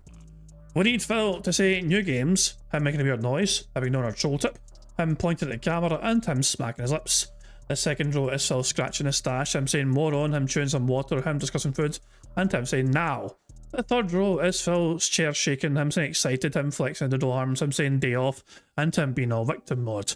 The fourth row is Phil saying admittedly, percent, time, a lot of people, and variety. The fifth and final row is Phil discussing drama and subclassity, him saying, oh, dude, hilarious, and finally, comment. That's the bingo stream we have for today's bingo. Now, of course, there's a variety of free ways we can get free spaces to help us on our way to a full house bingo card. For example, for every 10 sips, snorts, or burps that Phil commits, we get a free space. For every 3 minutes and 20 seconds of Phil begs, we also get a free space. If Jay shows up to Phil's stream and Phil says hi to Jay, not only do we get a free space for that, but to celebrate free space we get to enjoy this animation. Squeak squeak a free space. If Satan shows up to Phil's stream and Phil says hi to his good buddy Satan, not only do we get to enjoy a free space for that, but to celebrate free space we get to enjoy this animation. What's up, Satan? Good to see ya. So those are some of the ways we can get free spaces with Phil saying and doing things, but you guys are also in charge of some of the ways we can get free spaces too. For example, for every 5 new Arena members to bingo streams, we get a free space. So I've had 1 new member so far today, courtesy of Gibble Gifting a membership. So 4 more new Arena memberships, we get a free space. For every 5 super chats, we get a free space. I've had 1 today so far, courtesy of Cal Denson, the birthday boy. Got a super chat earlier on, so 4 more super chats, we get a free space. For every £5 in tips, we get a free space. I've had £1 so far, so another £4 in tips, we get a free space for that as well. And of course, in my opinion, the best way to like stream is just to like the damn stream in general. For 25 likes, we get 1 free space, which we have so far. Thank you very much. So I'll add that right now. If we manage to get 50 likes, we get 2 more free spaces. 75 likes gets us 3 more free spaces, and 100 likes on bingo would get us an additional 4 more free spaces on top of all of that. And of course, every time you guys get us a free space by liking the stream, we get to celebrate with an animation. And I think for today, we should let them motherfucking trumpets play.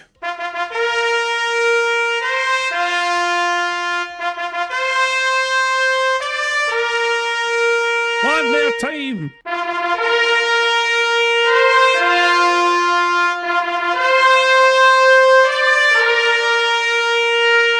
Yeah, ball bitch. There we go, good stuff indeed. So guys, thank you very much for liking the stream. That's 25 likes because there's free space right there. So that's a 4th free space of the bingo already. The previous free spaces were carried over from Thursday's stream we had, you know? So yeah, we start off with 4 free spaces right from the get-go. Good stuff indeed. Hey, Ramon Sanchez, how you doing? Hope you're doing well. So basically, you guys are in charge of summarising get free spaces, but the rest of it is controlled by Phil and his bizarre body functions as well, so I'm begging like the little bitch that he is. So there we are, good stuff indeed. There are some more things to explain, of course, but I'm going to let AI Marble Phil explain it all for us right now. Take it away. Hello, AI Phil here in the digital flesh for Bingo Baddies Marbles game.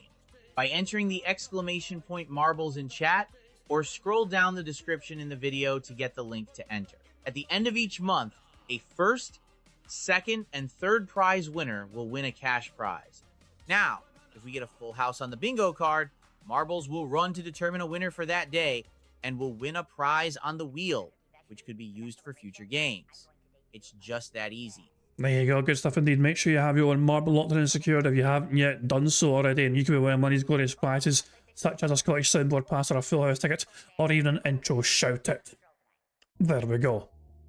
The current bingo prize winners, by the way, include people like Foxware Fox, who has a full house pass, which expires after today.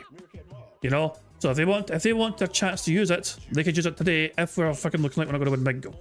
Cell Shader also has a full house pass, which expires in a couple of days' time, and Mammon has a Scottish soundboard pass, which expires for them on Friday, May the 1st. So there we go. So those are the current bingo prize winners so far. A couple of full house tickets there, as well as Scottish soundboard pass. So there we are. Anyway.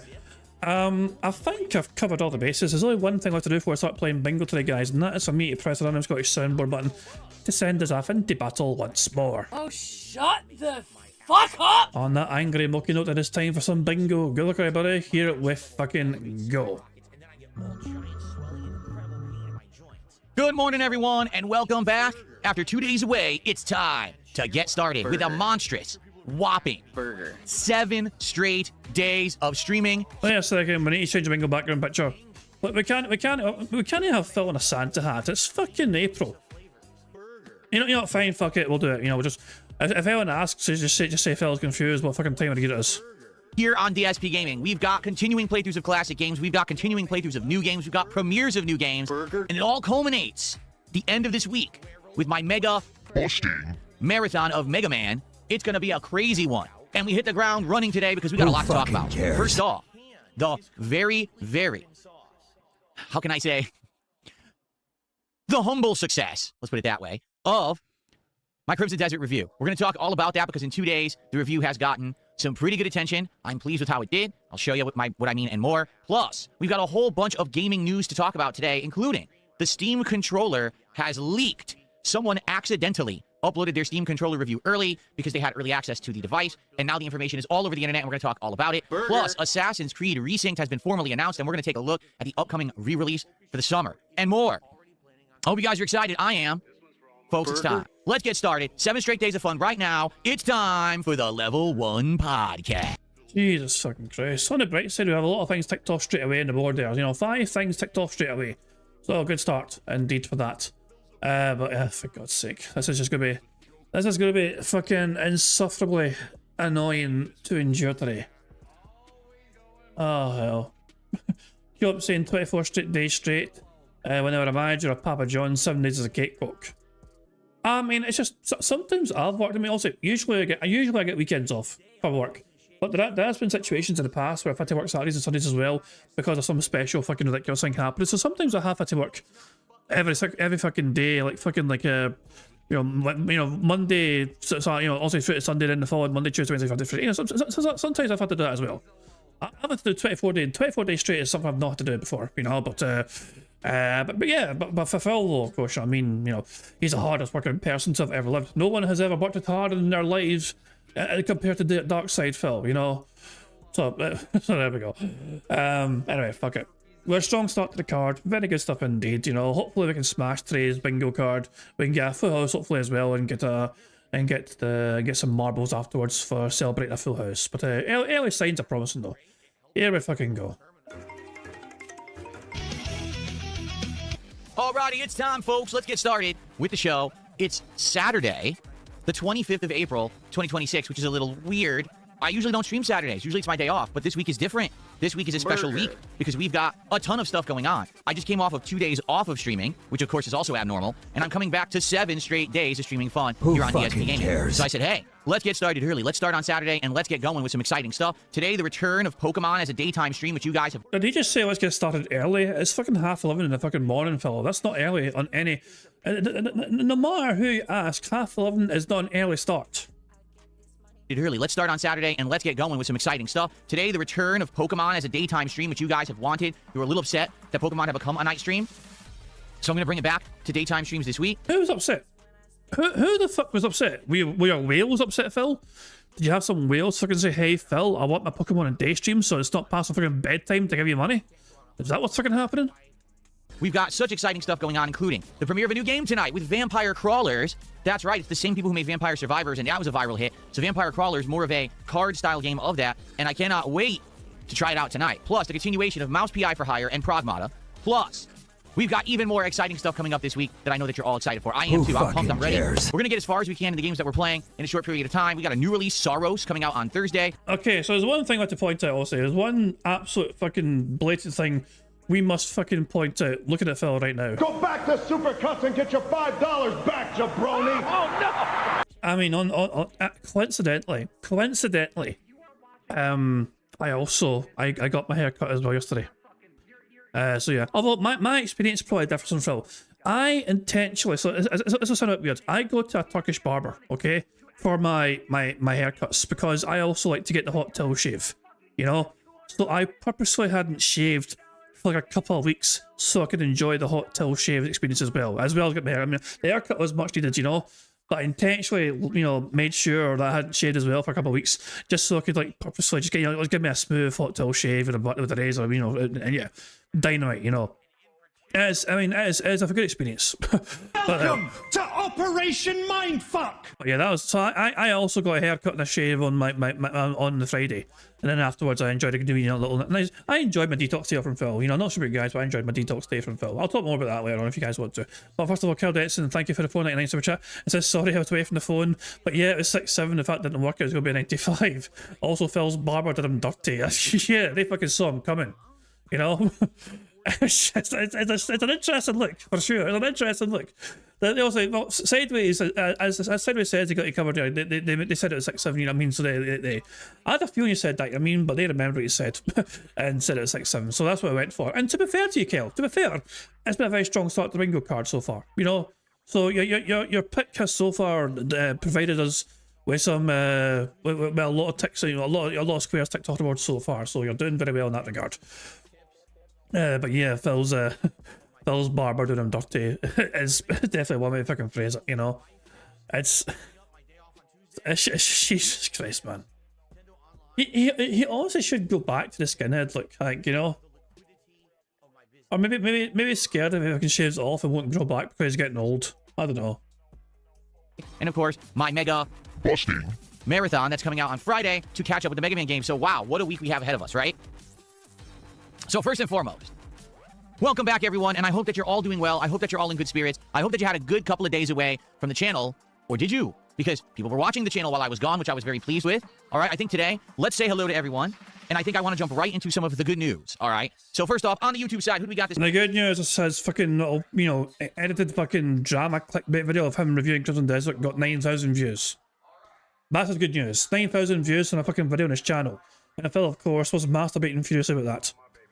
You know?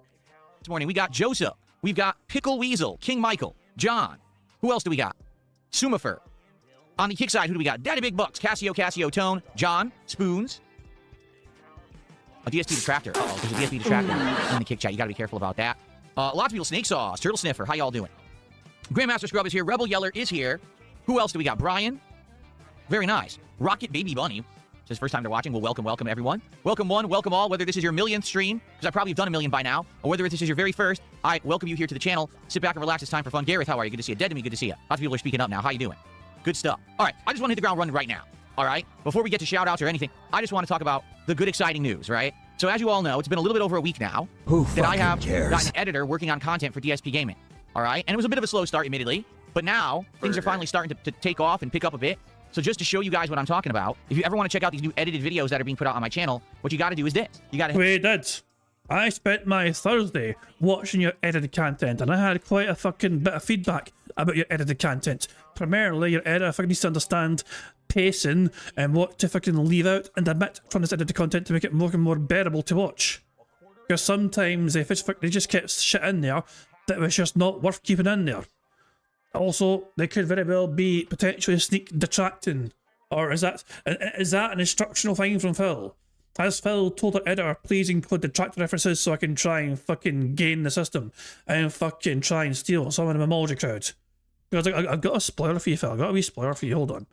Let's go to Memology's channel. Let's go to Memology's channel for a fucking second. You know? Hold on a second. Let's go to these try to Memology. The settings here. Let's see how Memology did. So, okay, here we go. We have Memology's channel here. And it's this video here. It's one of the more recent videos here. 26,000 views.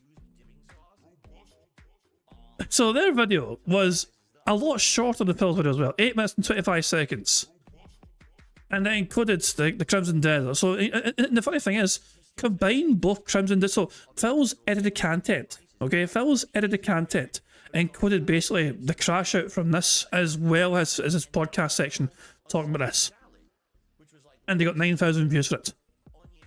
Memology got over 50,000 views combined for these two videos. Over 50,000 views on two videos. And Phil is gonna fucking bust a nut here about 9,000 views for a video which he paid more money for the editor to make than he's made on so far. Head over here to my main channel page. Here it is. It's youtube.com/DSP Gaming. It's hard coded to that because it's such an old channel, legacy channel. And when you scroll down, you go right to DSP Stream Highlights, which should be the first playlist that you'll actually see. And these are the videos that I have an editor working on for me. And as you can see, they have the most views of anything on my channel by a long margin, right?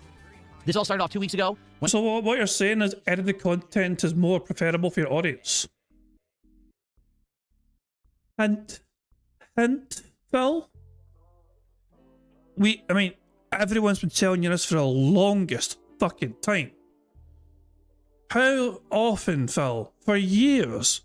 For over a decade now, people have been telling you that they want edited, digestible content, and you have all struck back and said, no, no, no, I provide people the raw, unfiltered experience where I fucking don't fucking hide things from them, and I show them the full immersive experience of what my streams are like, which is basically just fucking your way of saying that you're too much of a lazy sack of shit to fucking edit your content down into a more digestible format, because you just fucking want to hit start record and stop record, then upload it, and that's you. Because you don't fucking actually have the fucking passion or the dedication to fucking actually be a YouTuber. When I had a montage of me quitting and rage quitting Street Fighter 6, then we had highlight videos for the premieres of both Mouse PI for Hire and Pragmata. About a week ago, I did a video covering the drama between the Quartering and Kino Casino, and now, the last video that I left you all before I had my days away, my review. Why is his 44th birthday marathon stream included in a stream highlights fucking playlist? Why is a 10.5-hour video included as part of a highlight stream? Enjoy highlights on DSP's most recent streams. Now in a digestible playlist. This is a digestible playlist. A 10.5-hour video is apparently digestible. 10.5-hour video. Maybe if you're Stephen Ed, it's digestible. He does some pretty long-form content himself, you know what I mean, big up to Steve. But Phil, that's not digestible. Not for a usual fair person. I'm just saying. Oh, Crimson Desert. Yes, the review has done very well in only 2 days. Over 9,000 views and still going. Now, obviously, after the first day or two, the momentum slows down dramatically, and it has. But it's still going. I was hoping, to be honest, target viewership for these videos, I'm hoping to get around 10,000 views. Okay? I know it's not always going to happen. But I'm hoping that once people see the quality of these videos and the editing that's going into them, that people will check them out. That people will maybe not check out this channel for the raw gameplay, but maybe you'll start checking out this highlights playlist a couple times a week to see what I'm up to, okay? So, good stuff. People really seem to like the video. All right, what's hilarious is you still have a hugely divided audience and a hugely divided opinion about Crimson Desert. There are some people that staunchly defend this game and claim that anyone who doesn't like it just doesn't know how to play it.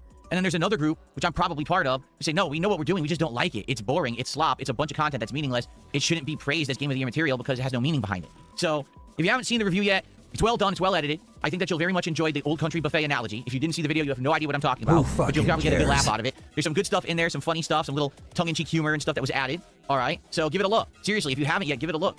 Share it. Let people know. DSP is actually doing reviews, again, in-depth stuff, and you should give it a look. All right, so thank you to the 9,000 people who've watched it. Of course, that means that probably 90,000 people stole it and watched it, and it got reposted other places. You know, shut the fuck up, you fucking bitch.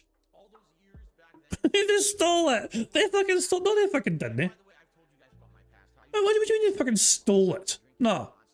Wait, I took your fucking video. I took your fucking video, and I fucking watched your video, and I fucking polished your fucking video, and I fucking reacted to your fucking video, and I fucking critiqued your fucking video. Not for the fucking content I fucking had, but fucking for the editing style as well, and the things that fucking went into it as well. I took your fucking piece of shit, and I tried to make it transformative, and turned it into my own piece of shit. You know? That's fair use, Phil. What I'm saying? So, yeah, let's go. Let's go. Let's get full speed ahead. This week, will I have edited videos? Probably. What will they be? I don't know. Not sure yet. It all depends on how the week goes. You know, there is a new release in Saros on Thursday. We do have this mega marathon on Friday. We got more going on. There may be game news and stuff to cover. I don't know. But that's the cool thing is on the fly, I can decide, hey, this is something interesting that maybe I want to cover or highlight, and then we can work on it. So we'll see. All right, so good stuff. Thanks to those who have watched. 9,000 views in 2 days is great for me. It far surpasses the views of anything else on my channel, quite frankly. Okay, and I'm very happy that people have enjoyed it and are checking it out. And I hope that you'll continue to do so. Like I said, if I can get like 10,000 views, that would be absolutely perfect. So let's see what happens, okay? Cool. All right, so obviously a great start there to the edited content, and I'm very pleased with how that went. Thank you for watching it. I'd love suggestions on more. Let's go, all right? The future looks bright. Okay, let's see here. Come on, Phil. Do shout outs now. All right, I got a couple quick tips here. The first one is from AJ, who says they are my #1 fan. Thank you to AJ for a $1 tip. I appreciate that very much to start off today. Why don't you back it up with a source? My source is that I made it the fuck up. And then Big Larry Gaming did a $2 tip. He says, heck yeah, Phil, welcome back. I've been enjoying the Diablo series with a friend lately. I'm wondering if you have any history with Diablo 1 and 2. We're playing through 2 right now. I'm a druid. Can't wait to enjoy Pokemon Chill Fun today. I loved Diablo 1 and 2. I played Diablo 1, but I played a hell of a lot of Diablo 2 back in the day. Got addicted to it, like many people did back in the day. That very addictive formula of the grind to get the rare loot that the enemies would drop, playing at harder difficulties and the like. Absolutely love the series. Problem is, it doesn't really translate well for a viewing audience, at least my viewing audience. I've tried. And Diablo 3 and 4 both flopped on this channel where people were just bored and did not enjoy the game. So I can't make people like this kind of gameplay. It is incredibly repetitive and grindy, admittedly. Is there a story? Yes. Is it a riveting story? Usually no. It's more about getting addicted to that gameplay formula, right? I actually think that games like that could work better if you have an audience that treats it more like a hangout session. So you're grinding and doing the gameplay, but it's really not about that. It's about you just spending time with your audience and talking. If that works like that, you know what I'm saying? That it can work. But I think what happens is people approach it as like, oh, it's a new playthrough that Phil's doing with the story and these elements, and it's not. It's just grind, you know? Okay, so good stuff. And thanks everyone for being here. Really quick, before we get into gaming news and Q&A and all of our usual festivities. Is that a bagment? Is that a bagment? Oh, I don't know. Surely not. It doesn't feel like a bagment. I don't know. I mean, surely. I don't know. Nah. Remember, guys, it doesn't beg anymore. It doesn't beg. It doesn't have to beg anymore because you're super successful. You know? I'm not. This is surely not a beg. This is surely not going to be a beg right here. Let's talk a little bit about my days off this week. I had 2. Reason being, had some personal stuff going on. Yeah, like getting a haircut. That fucking shit looks trash, man. Who fucking cut your hair, Stevie Wonder? Some things that could only be done during certain dates in the life, okay? But in general, what did I do? I did a lot. It was a very busy couple of days for me, to be honest. We completely restocked the house, top to bottom, on everything. On commodities, on toiletries, on housewares and goods, on food, on everything. We went everywhere. We went to Costco, we went to Trader Joe's, we went to the grocery store, we went to this store, that store. We just stocked up on everything. It's great because we were basically out of everything, and now we have a ton of healthy food to eat for a variety of meals. We bought various kinds of chicken, we bought salmon, we bought veggie burgers, we bought all kinds of stuff. So now we have a bunch of good variety meals coming up for dinners that are easy to prepare, quick stuff, but healthy stuff. Very excited for that. We're actually having salmon tonight for dinner, which I'm excited for because we never eat like fish at home like that. I love salmon, and we actually got some good salmon we're going to try for dinner. Hopefully it's good. I also had a grocery shop But I didn't fucking bore you guys to fucking tears about that story. Because it's never usually a fucking interesting fucking story, is it? You know? Like, I had an amazing... So, here's what I did for... You know, last week, what did I do? I got a grocery shop in. I ordered a grocery shop and it arrived. And then I unpacked it all and fucking put it in, like, the fucking fridge and the freezer and the cupboard. The end. It's a boring fucking story, Phil. Wow. You did a very normal adult thing. You went shopping for commodities and groceries. Clicking on Iceland is an interesting thing. I'm a Tesco main. Iceland's alright, you know what I mean? But I'm a Tesco main. And just a lot of spending time together, which was very nice. Like I said, recently we started furnishing our house and using the spaces that have been empty. So we're actually starting to use different various rooms and things in the house. We have a room right across the hall that we're kind of calling like a relaxation room where we could just hang out together, watch some TV, spend some time on some new... Is that not called a fucking living room? Or the lounge? Wait, hold on a second. I need to fucking understand if I'm fucking seeing this right and hearing this right. It sounds like Phil... Let me hear this again. It sounds like Phil has repurposed one of his spare rooms to be like a second living room of sorts. Am I misunderstanding what I'm hearing here? That have been empty. So we're actually starting to use different various rooms and things in the house. We have a room right across the hall that we're kind of calling like a relaxation room where we could just hang out together, watch some TV, spend some time on some new furniture that we got for that room. We're trying to decorate it to make it kind of like, what would they call it? They call it like the den. I guess. Yeah, it's across the hall. It's across from where he is on the upper level. So as well. Wait a fucking second. What the hell is wrong with the living room, Phil? Or the lounge, or whatever you fucking call it. Like, isn't that usually where people gather on and comforts to relax and chill? Holy shit, man. The den. They're gonna call it the den. The relaxation room, the den. Oh my god. So this is. So I mean, what makes that different from your living room, Phil? Which also I imagine would have a television and, you know, furniture just to chill and relax, you know? That's what you would call it, right? Like a house that has like a room that's meant for just like relaxing or whatever. I guess it would call it like the den or something like that, right?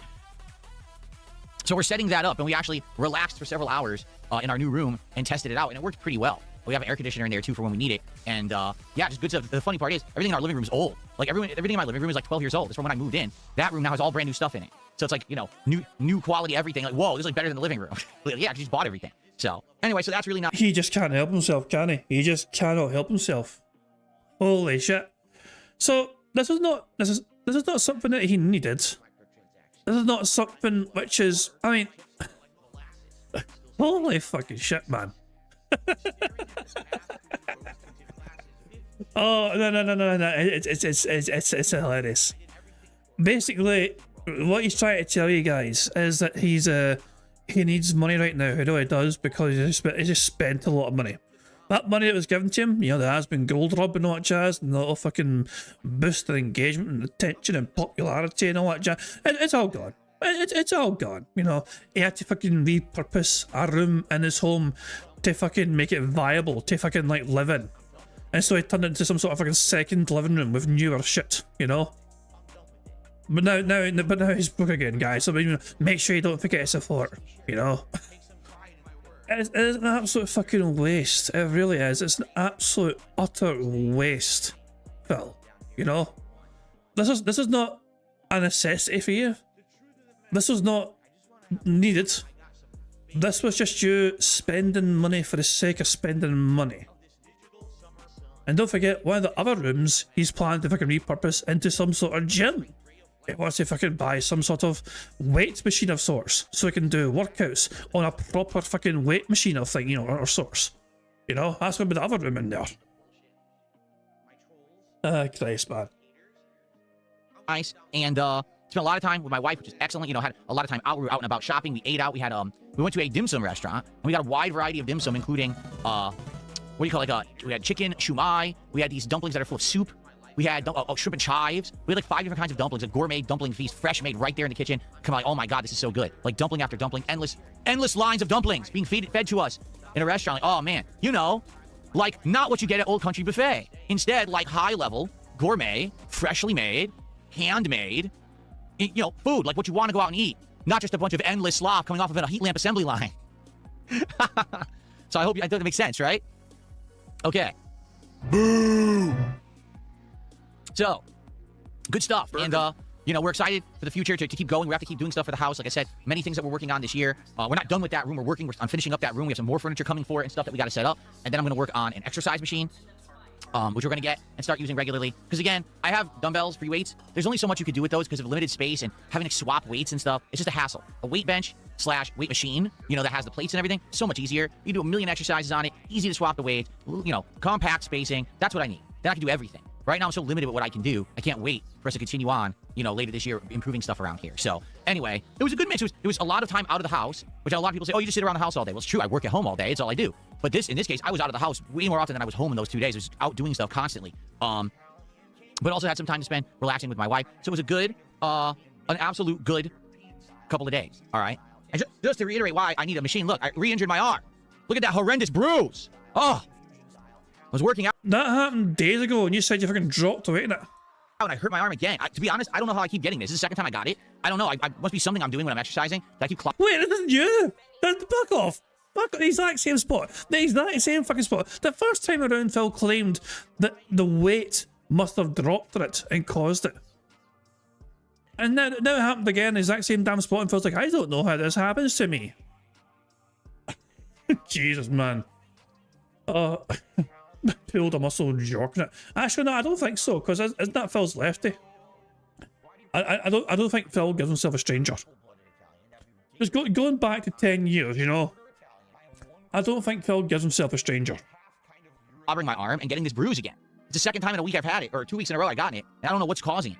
That's what I mean. That's why I need to have a machine, so that way I don't have that risk. You know, machine, everything's just on the bar that you're pulling around. You're not going to get the stupid bruise. I don't know what's causing. Probably the weight's clacking against my arm. Who knows, right? So anyway, lawsuit, yeah. So what I mean, it's safe too. Having a machine is so safe compared to the free weights where you could hurt yourself, you lose your balance, or you know, you go for that last rep, like, oh, I can't do it, and then oh, now you hurt your arm. Instead, with the machine, it's fine, it's safe. That's why I need to get it. So I'm working on it. It'll probably be in the works for later this year. We'll see. Anyway, a good couple of days off, well deserved, well needed. I'm back. I'm energized. I'm raring to go. I'm ready for a 7-day work week. Awesome stuff here on the channel. Fun stuff every single day and every single stream. Daddy Big Bucks, thank you for the first gifted sub of the week. I appreciate that very much, Daddy Big Bucks. Let's get that up on the leaderboard.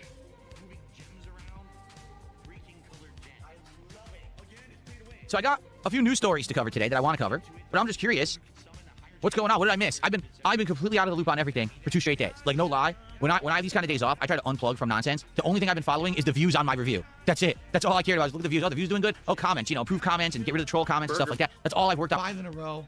That's concerning. For 2 days. That's it. So I'm curious. What did I miss? What's been up? You guys tell me. You guys get me caught up. All right. What have I been missing? Let's go. Send it my way. What's going on, everybody? Tag me in the chats. Let me know. What is the word? Nothing. Nothing. Nothing's been happening. Darn. Usually on my days off, that's when everything happens. Like this whole announcement of Assassin's Creed Black Flag Resync happened during my day off. We're going to talk about Resync. Don't worry. I got a whole thing here, all this information about it. We're going to talk about it. That's going to be a big segment. There's a Bubsy 4D demo. Oh. Well, I own it, don't I? I bought that collection. I thought Bubsy 4D was part of that collection. So I guess I'll be getting it. Maybe. I don't know. I don't even understand what I bought last year. Brock Lesnar retired. That was Daddy Big Bucks. What are you talking about? This WrestleMania was a week before. You're a little late.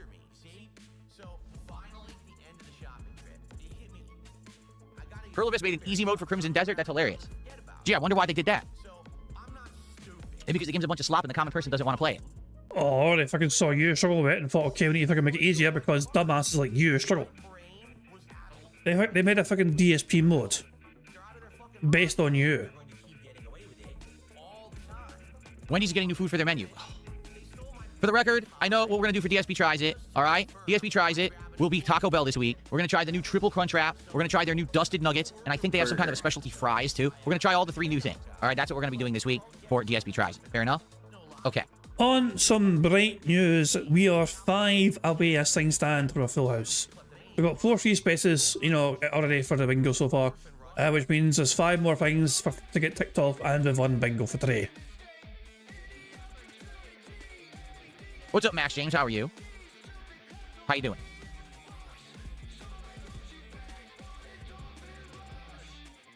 So there's nothing. I really haven't missed much. Rose Diamond says Bubsy 4D doesn't come out till next month. The collection has all the previous games. When does the Bubsy 4D come out? What date?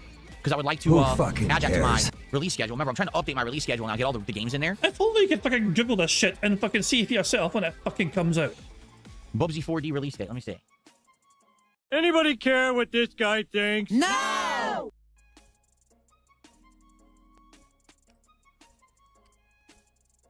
May 22nd. Okay, let me add that. Who fucking cares? May's gonna be busy. I'll tell you why. Hold on. So the first half of May is completely empty. I'm not kidding. Then all of a sudden, May 12th, Directive 8020, Forza Horizon 6, May 19, Bubsy 4D, May 22nd, 007 First Light, May 27th, and Lego Batman Legacy of the Dark Knight, May 29th.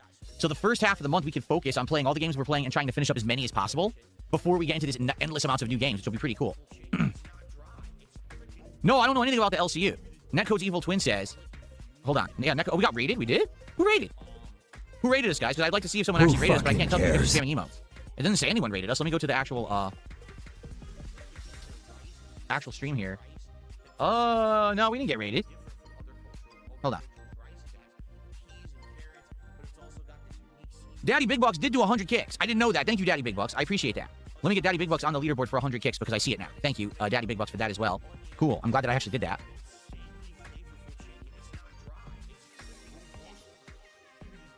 First kicks of the week. Thank you, thank you. Okay. Amberlynn Reed left the LCU and is blah, blah, blah to be out of her contract so she can start her own LCU. Who's Amberlynn Reed? Burger.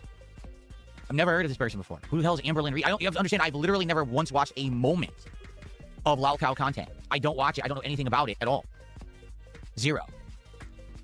Why don't you back it up with a source? My source is that I made it the fuck up. If you have PlayStation Plus, there's a discount for Bubsy 4D pre-order. I'm gonna play it on PC anyway. I don't even care.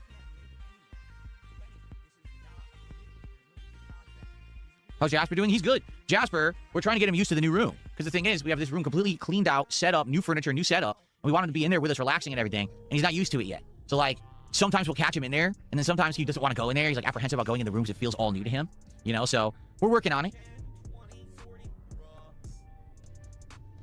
I still don't understand why you need, like, a second fucking living room. You know? It feels bizarre. Like you rely on having like a second fucking living room of sorts. So you have a room which has a TV and furniture in it for you to relax in. But it's not the living room because that has old furniture and an old TV to relax in downstairs. You got a special one upstairs to relax in and chill in. Like, it honestly, I mean, this description of what you have, Phil, makes it feel like that you have your own separate sections of the house that you fucking live in. You got your own personal living room, and Kat has her living room. You know, I don't know. It's weird to me. I don't know. I can understand having your own space. Like this Phil's office is like we called it his man zone. You know what I mean? It's his own fucking wee space, whatever. You know, his little streaming setup office, whatever. You know, it's just so weird. I don't know. To me, it just fucking strikes me as confusing. That's all. Oh hell, man. But yeah, this has been a fucking weird one so far. Well, basically bragging about how much money he spent getting a whole bunch of new furniture for his little fucking den.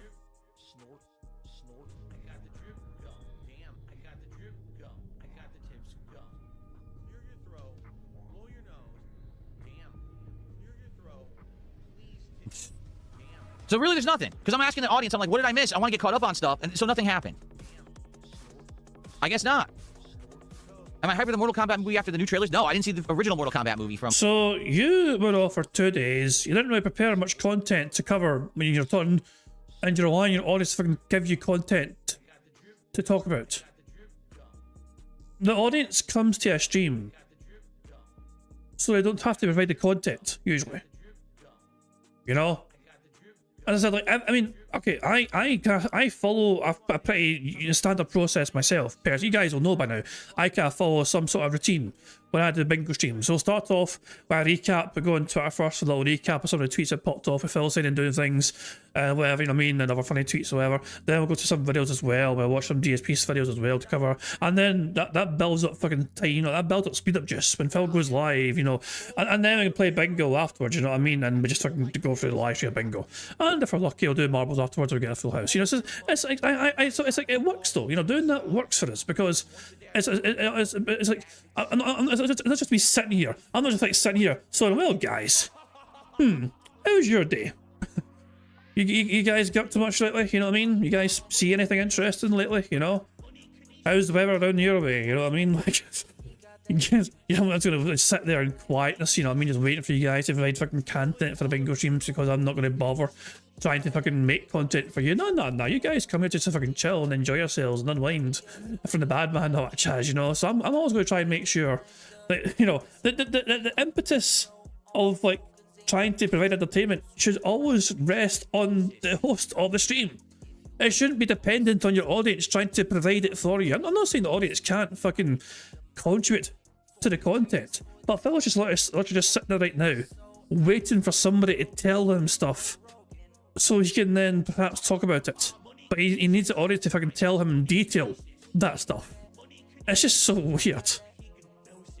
What was it, a couple years ago, a few years ago? I never saw that one. So why would I care about the new one? Boo! Do I like PC gaming more than console gaming? There's pluses and minuses, okay? When you have a console, and it's a good modern console, like let's say right now you have a PlayStation 4 Pro. Excuse me, a PlayStation 5 Pro, I misspoke. Let's say you have a PS5 Pro. Well, guess what? When you buy a game on PS5 Pro and you boot up that game, chances are the game's going to work absolutely perfectly the first time you boot it. It's going to work every time after. You'll probably never have to do any kind of setup because it auto-adjusts to your TV usually, and you can just jump right in. Okay? Seriously. You don't have to update your graphics card. You don't have to get new drivers. You don't have to tweak 7,000 settings, resolutions, upscaling, frame rate boosting, none of that. You just boot the game and play it. It's simplicity. And every time that you boot your PS5 Pro, it's going to work. Right? Very rarely is there an issue with a console like that. It's usually just plug and play, instant use, good to go for the entire console generation. However, there's limitations. For example, the games library is dramatically smaller on a console. You're not going to get access to most indie games that usually come out exclusively on PC first. Okay? And there's not as much customization whatsoever on a console. You're kind of limited to whatever is in that version of the game for console, right? For PC, you get a whole bunch of awesome options, okay?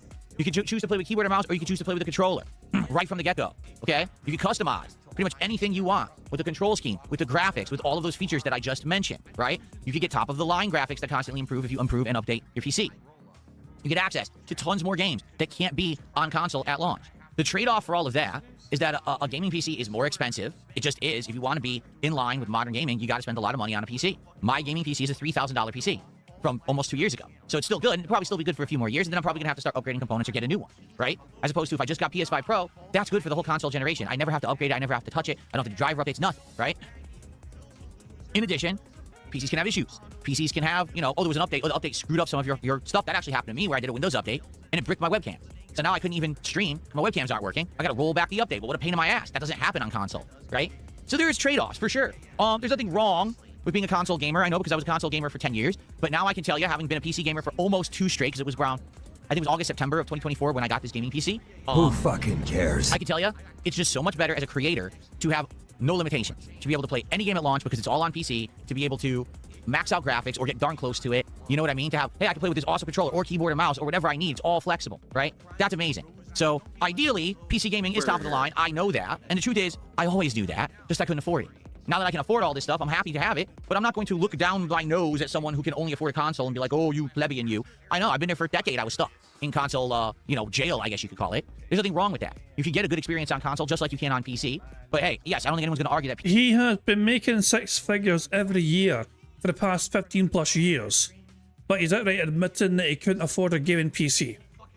How the hell do you make $100,000+ per year, every year, for 15 plus years? And only for the last couple of years they admit, oh, I couldn't afford a gaming PC. And that makes no sense whatsoever fucking ever. And then also, and then you got to fucking question, if you're making that fucking much money but you can't afford a gaming PC, then where in the fuck is that money going? And I think we all fucking know the answer to that by now. You don't need to be a fucking rocket scientist to fucking know where all that fucking money went. PC is not the best. It definitely is. Dabian says console gets the big games first, usually at a big time frame too. Depends on the game. Totally depends on the game. Absolutely, you're correct. For example, when GTA 6 comes out, that's going to be a PlayStation 5 exclusive for a while. Until it finally... I don't know if it'll be on Xbox. I know it's PS5. I don't know if it's going to be on Xbox, is it? But it ain't going to be on PC for a while, right? That's a good point. The thing is, that's few and far between these days, to be honest with you. It really is few and far between you get a good console exclusive. Like, what was the last great console exclusive that you needed a PS5 to play? I'm going to be honest with you, I can't even think of one right now. Seriously, I was thinking in my head, okay, what was it? I don't remember. Spider-Man, maybe? That's... if he's going back a few years, I know, but Spider-Man, maybe? So, there you go. Astrobot says the block. Well, that was a long time ago, man. Seriously. Thank you very much to Ida for the $2 super chat. It says he also would look down on PC users all the time. Exactly. It's a strange retcon of history from Phil. Like, he's not going to look down his fucking nose at console players because he lost one for so long. Phil would for the longest time defend his stance and says he's like this is the real true gamer's perspective, you know what I mean? Real gamers playing a console, you know what I mean? They play console games, you know what I mean? I don't want to be huddled over a fucking PC, you know, with a gaming chair, you know, and playing on these little monitors. I want to fucking just sitting and relaxed on my big couch in a living room with surround sound, playing on a big TV and a console. That's how he'd frame this. He would frame these fucking situations like this is why he would avoid PC gaming. At least these are the reasons he gave for avoiding PC gaming. You know, he fucking for years and many fucking years belittled and mocked people who told him and tried to encourage him to transition towards PC fucking gaming. And for years and years and years he said no for various excuses and fucking reasons. It turns out today he's like, I always knew PC gaming was best, I just couldn't do it. Then why did you fucking like harass and mock and bully people, Phil, who told you to fucking do it? Like, as Jesus Christ, man. I feel like you owe a lot of apologies to fucking people, Phil. God of War Ragnarok, that was a very long time ago, right? Yakko Mike says, last time I booted my PS5 was Ghost of Yote. Yeah, and I didn't even bother with Ghost of Yote. I skipped the damn thing. Okay, some more shout-outs. Princess Luna with a $5 super chat, our first super chat of the week. Good morning, King. Welcome back for your days off. Thank you so much, Princess Luna. Welcome back to the streams, and thank you for the early support. Let's get you on the leaderboard. I appreciate that very much.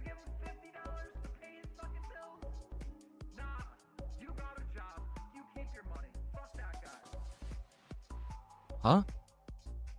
Someone tipped $2 talking about Expector Gadget. I have no idea what you're talking about. Thanks for $2. Not even gonna try to understand. Burger. Okay. 5 in a row. That's concerning.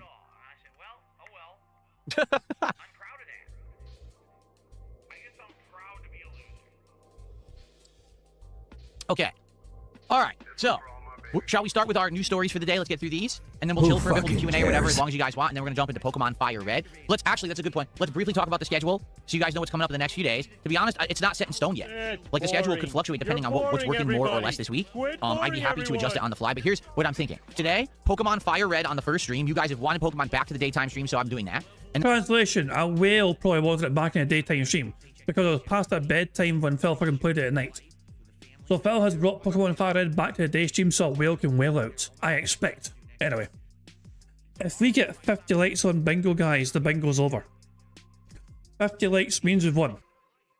And tonight on the late stream, Vampire Crawlers premieres. This is the brand new game from the makers of Vampire Survivors. It's very different. It's not like Mega Bonk, which is what Vampire Survivors is like. It's like a card game with turn-based combat, cool retro Castlevania-esque graphics, a kickin' soundtrack. So I'm down for that. I'm excited for it. Let's try it tonight. It's actually on Game Pass. Let's go. Let's have a nice late-night indie stream of Vampire Crawlers tonight. Tomorrow, we're going to do Dragon Quest VII Reimagined. We are heading into the end game. We're in the final fourth of the game, the final storylines. We're actually in the first of 4 dungeons that we have to beat to complete the game. And did you just say final fourth? It's a quarter, you fucking dumbass. Who says final fourth? I got the final third or final half, maybe, but final fourth? Fuck off. And we're turboing forward and doing great progress. So that's tomorrow's first stream. Tomorrow night, Mouse PI for Hire will be a late night stream. Very excited to continue that game. It's getting better and better. We're actually in a supernatural part of the game with ghosts and zombies and stuff, which is pretty cool. Monday, we're going to do Pragmata as the daytime stream and continue on with the Terra Dome and more. Well, I understand we are more than halfway through the game, so full speed ahead with that. And then that's all I know for now. Like, basically, the week has 5 games, right? It's Pokemon Fire Red, Vampire Crawlers, Dragon Quest, Mouse PI for Hire, and Pragmata. And we're going to juggle those games all through Thursday. Now, Thursday is the premiere and release of Saros. This is the new game from the makers of Returnal. It plays like Returnal. It's kind of like the spiritual successor. It's a PlayStation 5 exclusive. Wait. He's reverted back to form. He forgot to fucking... He said successor. Don't celebrate that, Steve. You're celebrating that. Why? We thought he fucking got past this. We thought he knew better. We thought he was educated. Saros. This is the new game from the makers of Returnal. It plays like Returnal. It's kind of like the spiritual successor. Motherfucker. You know better, Phil. Arsehole. Apparently I've got 50 likes. That means we've won bingo. Bingo's over. We've won. We're free from the fucking bad man. If you guys want me free anyway. So 50 likes, we get 2 more free spaces. So let's count those right now. And obviously to celebrate the free space as well, we get to play an animation. And of course, for 50 likes, I think we should play some Bubbles. So here's the Bubbles animation made by Supremely Talented Pixar Animations to celebrate getting 50 likes on stream and getting 2 more free spaces. Remember, keep an eye on the bottom right for Jasper to do this thing. Fuck him up, Jasper. Good cat. But yeah, we've won bingo. We have 6 free spaces and 1, 2, 3, 4, 5, and 6. There we go. Full house. Oh boy, how exciting! Anyway, Merry Christmas. So if I can go full on a Santa hat, you know, tis the fucking season. You know, it's fucking. Oh, it's the 25th of April. So anyway, we are like, you know, we're a third of the way towards Christmas. But Phil's just practicing Christmas early. The 25th of April. You know, this is a second dry run. There we go. Having a second Santa hat. But there we go, we have a very good win on bingo today. I mean, we are behind DSP by an hour and 10 minutes or so. So there's a lot more of the podcast to go, technically. But as always, I'm going to let you guys decide what happens, you know? We could do a second bingo card, or we can do marbles. I am okay either way, you know what I mean? I don't think we're going to miss much. If I'm being honest, from Phil today. He's just going to be bored as a lot of fucking tears. He's going to try and drag it out. But I'm going to do a poll. You guys decide if we do a second bingo card or not.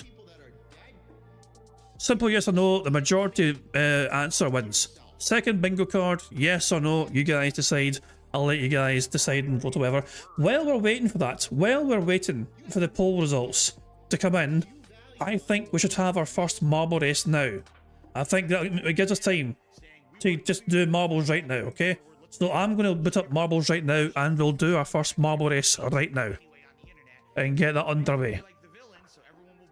So the game's loading right now. Which it should be loading. Hurry up and fucking load, you bastard. Fucking taking forever. I don't think I've got any new comments to add to the marbles. Let me just very quickly check, but I'm pretty sure I don't. Nah, I don't. Alright, we're good. So here we go. I forgot third choice, you going back to bed. Hey, that doesn't stop you from doing that right now, pal. Sonny, if you wish to fucking go back to the land of the Nod or whatever, you are more than welcome to. I know it's very early for you still, you know what I mean? And if you're tired, by all means, you go for it, pal, you know? You've had a busy few days, man, you know what I mean? So you deserve a rest. But anyway, let's do some marbles right now. You guys can vote in the poll while we do our first marble race to celebrate the full house. So let's just go to community maps and pick random, and we'll pick our first full house map here. Ah, I fucking ran away from. Hold on. I lost the map. Where is it? Where is it? No, I hit random again. Fuck it. Where is it? Champions of the Business. Champions of the Business is this course called. It is made by Golden Totoro. It has a 24% elimination rate and has an average finish time of over 2.5 minutes. So I have 109 marbles here, and let's see who's going to fucking win this full house marble race. Of course, the birthday boy, I imagine, would like to win on their birthday. Kyle. Let's see if that happens. Is that a school bus? What the fuck is this? 36. Interesting number. So what happens down here? You drop down here, you go into a school bus, do you fall through or something? You bounce off it, do you go to the side? Do you go down here? What the fuck? You know, you roll down here, I guess. And then you go down here onto it's like fucking extra large football field. You drop down here, and then you get to the gingerbread man. 30, like, I assume. Is this to celebrate someone turning 36, perhaps? I don't know. And the finish line is all the way over there in the distance. There we go. I got no idea, but let's just start. Let's just start and see what happens here. Fox, where Fox? Looks like they have an early advantage. They're marbles on crack, I swear, man. They seem to fucking just speedrun these things. But Fox, where Fox? On a very bright start. Let's follow them, actually. Their marble is the lead marble here, but they're being closely followed behind by there's a bunch of marbles in contention. Pika fans there, Cameron Dutchman's there, also Emerald, Run 'em Line, Windows 96, Gibble, Deal. I see them guys now, Nato Ronan as well. They're all there, close pursuit. In fact, hold on a second here. Fox where Fox is still ahead here, but can they hold on to it as they drop down here? This will be a great opportunity for somebody to overtake, perhaps. Windows 96 looks not Fox where Fox still holds on to the lead here. But a slow transition means that someone... Oh, wait, ST's gone. Daniel Cannon is barely the lead, I think. Fox where Fox is down below, and I think the other... Wait, Cam Dutchman's on one side, Cam Dutchman's now overtaking the lead. Holy shit, where are you going, Bearclaw? Bearclaw just jumping over the barrier, but it might work to their advantage here. I'm still following Fox where Fox, but they are no longer in first place here, it looks like. Yes, we have a new leader. Beans for you is technically in the lead here. Let's go to first place here. Daniel Cannon is in first place. Beans for you second. Cameron third. The Dom fourth. Mr. Pika fan in fifth place as we launch ourselves over the gingerbread man. At least I think it is. And Daniel Cannon, they couldn't get a smooth transition. Cameron Dutchman has got out of there faster.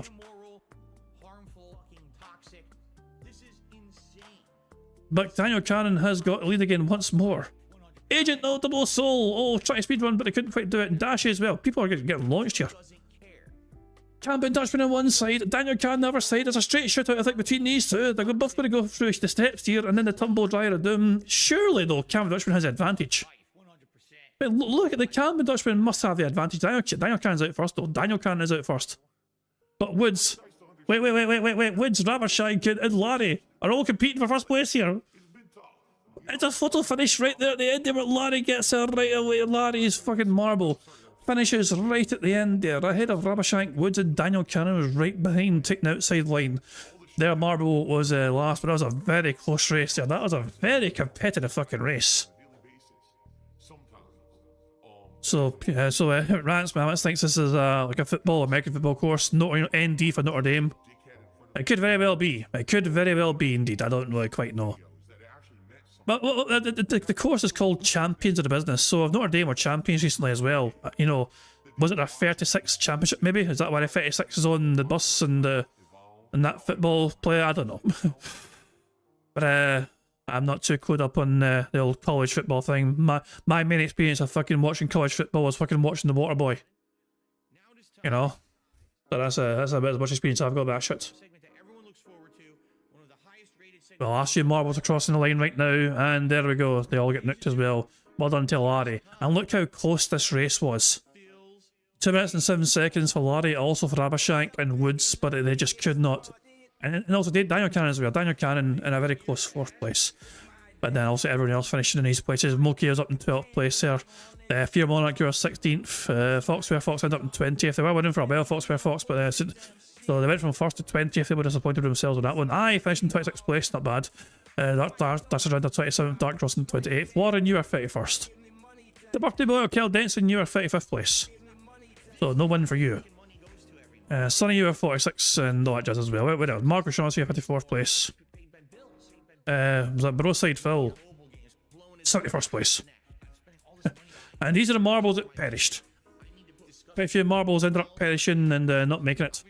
And unlucky for them. But, of course, Larry won the marble race today. Congratulations to them. So let's get out of there for now and let's spin the wheel and see what prize Larry has won, and then we can see the poll results to see if we're doing a second bingo card or not. So first of all, Larry, what have you won? Will Larry win a Scottish Soundboard Pass or a full ticket or an intro shout out? Larry has won themselves a Scottish Soundboard Pass. What does that mean?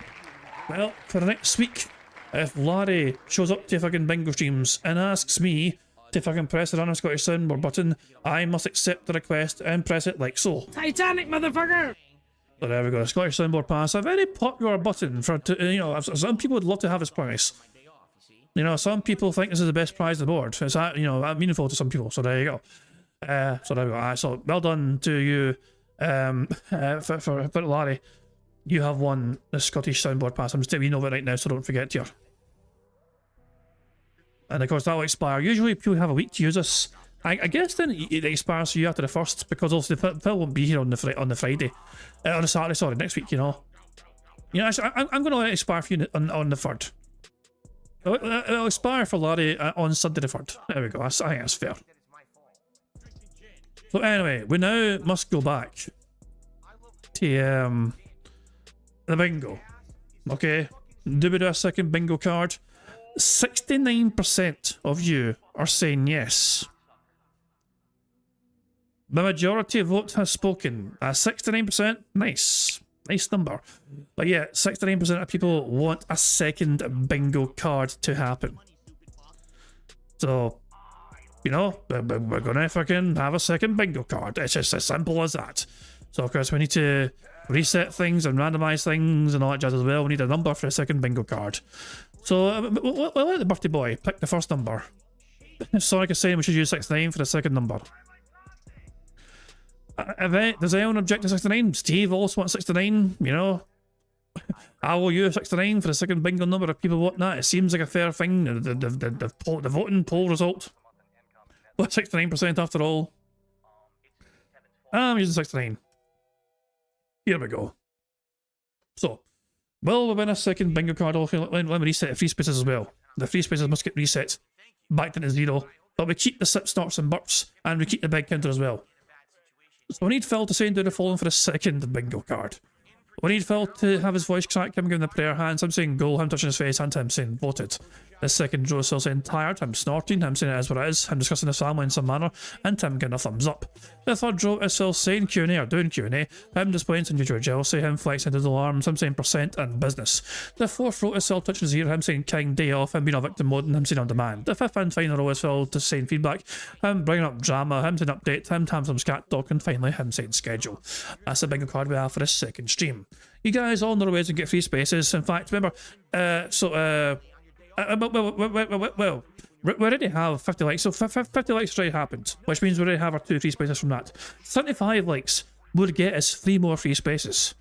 So don't stop liking the stream, guys. 75 likes will get us additional free spaces. We are 1 more sip, snort, or burp away for our free space as well. And Phil hasn't really had his proper begging yet, so if some more begging from Phil can hopefully get us a free space on that regard as well. So, yeah. Yeah, we're close to some free spaces, but the one thing I like to do before I start playing a second round of bingo here, and that is to press the random Scottish soundboard button to send us into battle once again for a second time. Titanic, motherfucker! Again with the Titanic. Okay, fair enough. On that note, guys, let's go for round 2. Let's see if we can get a second full house. Here we fucking go. It's a PlayStation 5 exclusive. Talking of exclusives, so we're gonna play that as the daytime stream on Thursday, and then Friday is the big marathon, everyone. That's right, this Friday, May 1st, it's time for DSP's Mega Marathon here on DSP Gaming. We're going to finish up Mega Man 8, we're going to play Mega Man 9, and hopefully get to Mega Man 10, because I'd like to wrap up all these old school style Mega Man games. We got through the first 7.5 last year, and now it's time to try to wrap this up. There will be booze. I'll be drinking the entire marathon. There will be food, and there will be special celebratory animations and festivities all day long to celebrate the return of Mega Fun. Very nice. So I hope you'll be here on Friday the 1st. That's 1 week from yesterday. It's a weird way to put it. It's this coming Friday, okay? It's going to be amazing. You're not going to want to miss it, that's for sure. Okay, so that's the week. We will talk more about this during the week and figure out the exact games for each stream. Like, let's say we play Vampire Crawlers and we really like it. Then we're probably going to want to play it 2 or 3 times this week, right? But maybe if we like it but not as much, then we'll probably play the other games more often. So let's play it by ear. Let's see how stuff goes. Let's go from there. All right, good stuff coming up this week. All righty, guys. All right. Shall we get to the news stories?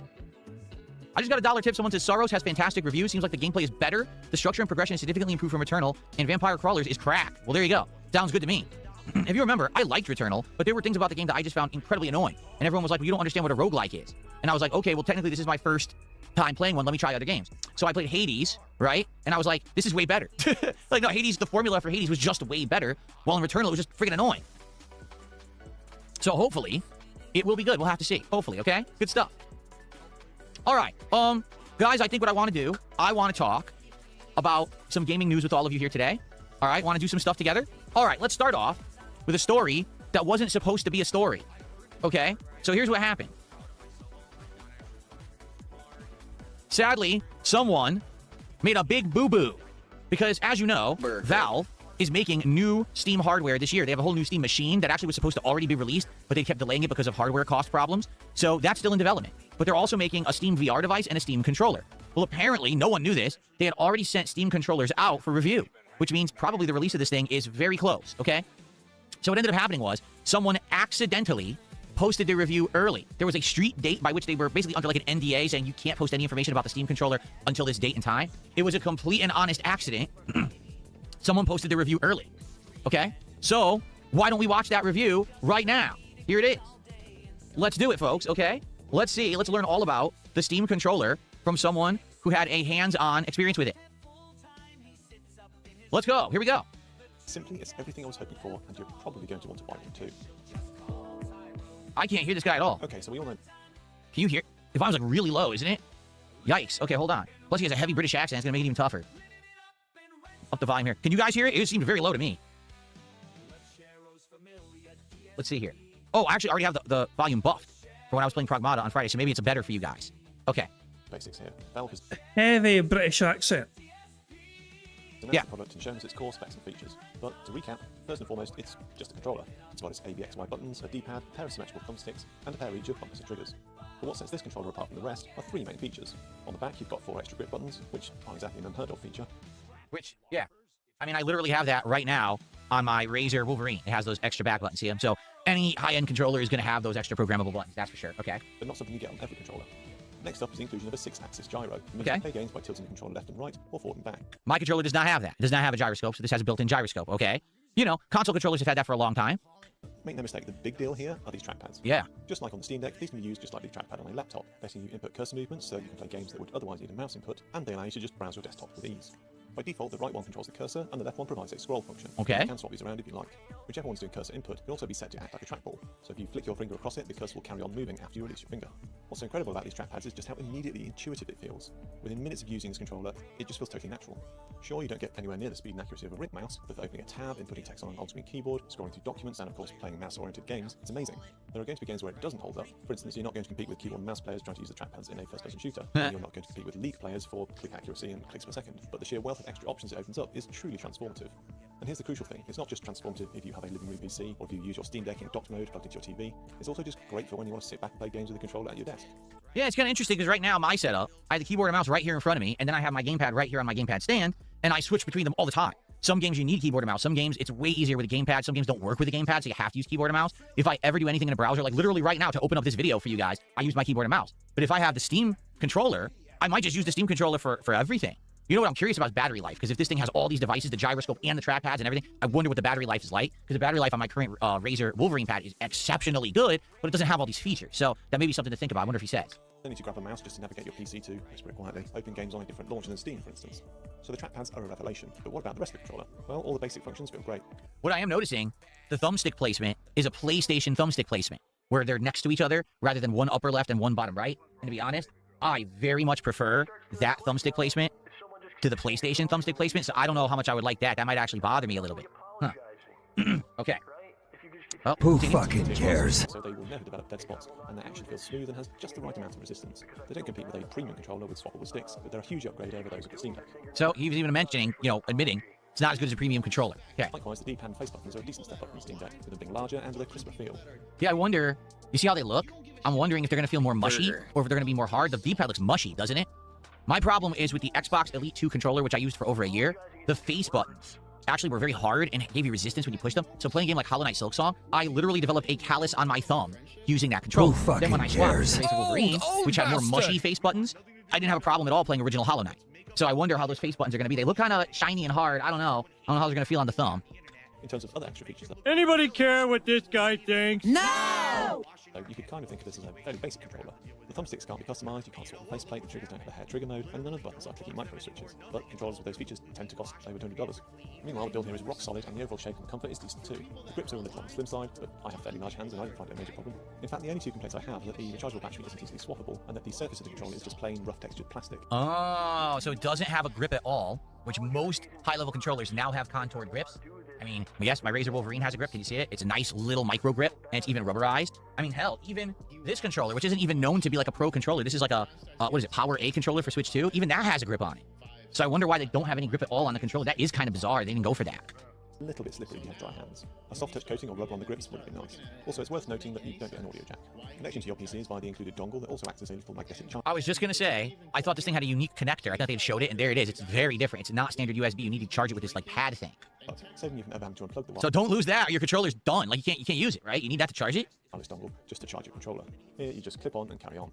So as you might have guessed, I'm seriously impressed with the Steam controller, but it won't be for everyone. If you simply never play games with the controller, well, this isn't going to convert you. Also, if you are used to using a premium controller with customizable thumbsticks and hair triggers, you don't get those here. Also, at $99, it's not cheap, but it's only $25 more than a PS5 controller, yet it can do so much more, and it's still half the price of most premium controllers. Yeah. At the end of the day, no controller is going to be perfect for all purposes. However, if you want one controller that does nearly everything brilliantly, the Steam controller delivers. So it's $99.99 USD, $100. So it's more expensive than a standard controller for a console, but it's way less expensive than what they're selling as premium controllers for PC these days. That's not bad. Like, that's reasonable, especially because it has the trackpads, in my opinion. Like, I really feel like the trackpads are the selling point of the thing. You know, so if you're interested in PC and console gaming hybrid style controls, like, I want it. I totally want it. Hasn't been announced yet. Like I said, this review was leaked. It was not supposed to come out yet. And this guy posted it early by complete accident. He took it down, but people already had data mined it and found it and posted it everywhere. So he's kind of in trouble. You know what I mean? I don't know what's going to happen here. But you're aware of this. You're aware this guy made an accident, but you are happy to fucking cover it anyway. Like, so, it feels a bit, I don't know. It kind of feels like Phil isn't Phil technically being a misery merchant here by attempt to profit off someone else's fucking mistake? You know, here he is. He's having a good. This is giving him content for the stream. You know, this is providing him with content for his podcast today because someone else fucked up at their end. You know what I mean? And even though I tried to fucking best if I can take it down, there's illegal detractor fucking copies that Phil is using to watch his dead. I mean, if the shoes are so, can you imagine? It's like, this is not the true source of the review, you know? If Phil's fucking using it anyway. Does that mean this fucking video's out of context since it doesn't come from the author? I don't know. I don't know, for God's sake. And sorry, saying this is literally a video I'm doing where DSP is breaking Bill S978, reshooting something that wasn't allowed. I mean, I wonder if Phil is. I mean, I don't know. I mean, it's strange that Phil would do this. Obviously, I expect people to fucking talk about it, obviously, you know what I mean? But the fact that he's shown the whole video, which wasn't meant to be broadcast as early as this, you know, it's an interesting thing for Phil to have done. You know? And I do wonder if there's potential ramifications for Phil broadcasting something that shouldn't have been broadcast this early. But I do think I want to get it and test it out for you guys. So I'm going to be obviously paying attention to the news about when this thing will actually be released and be available for pre-order. I want to get it and review it for you guys. So there you go. The Steam controller. I'm curious, from what we just saw, what does everyone think? Does everyone think that that's a good value? Does anyone think that that's stupid? Like, what are your thoughts about that controller? Dabian says, I want to know, is the controller compatible with other PCs or just a Steam machine? No, it works with everything. It 100% works with everything. It's designed to work best with games through Steam, but it's a standard controller that will work on PC. You know what I mean? It won't work on console, of course, but it works on PC with any game. Just, I guess the question is, if it's not a game through Steam, will everything work? Like, maybe if you're playing a game through GOG or Epic Games Launcher or Xbox Game Pass app, right? Or Xbox app, whatever the hell it is, maybe the trackpads don't work. You know, maybe only certain functionality works. The sticks look terrible, says Faded Shadow. Yeah, well, they're Hall effect sticks, which is the standard. Now, that's like the industry standard at this point. Everything's using Hall effect sticks. The way I see it is, my controllers are all crooked.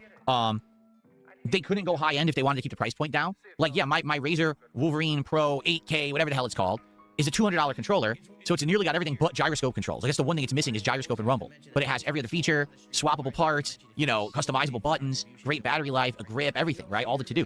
They can't really do that if they're going to keep the price point down to $100, you know?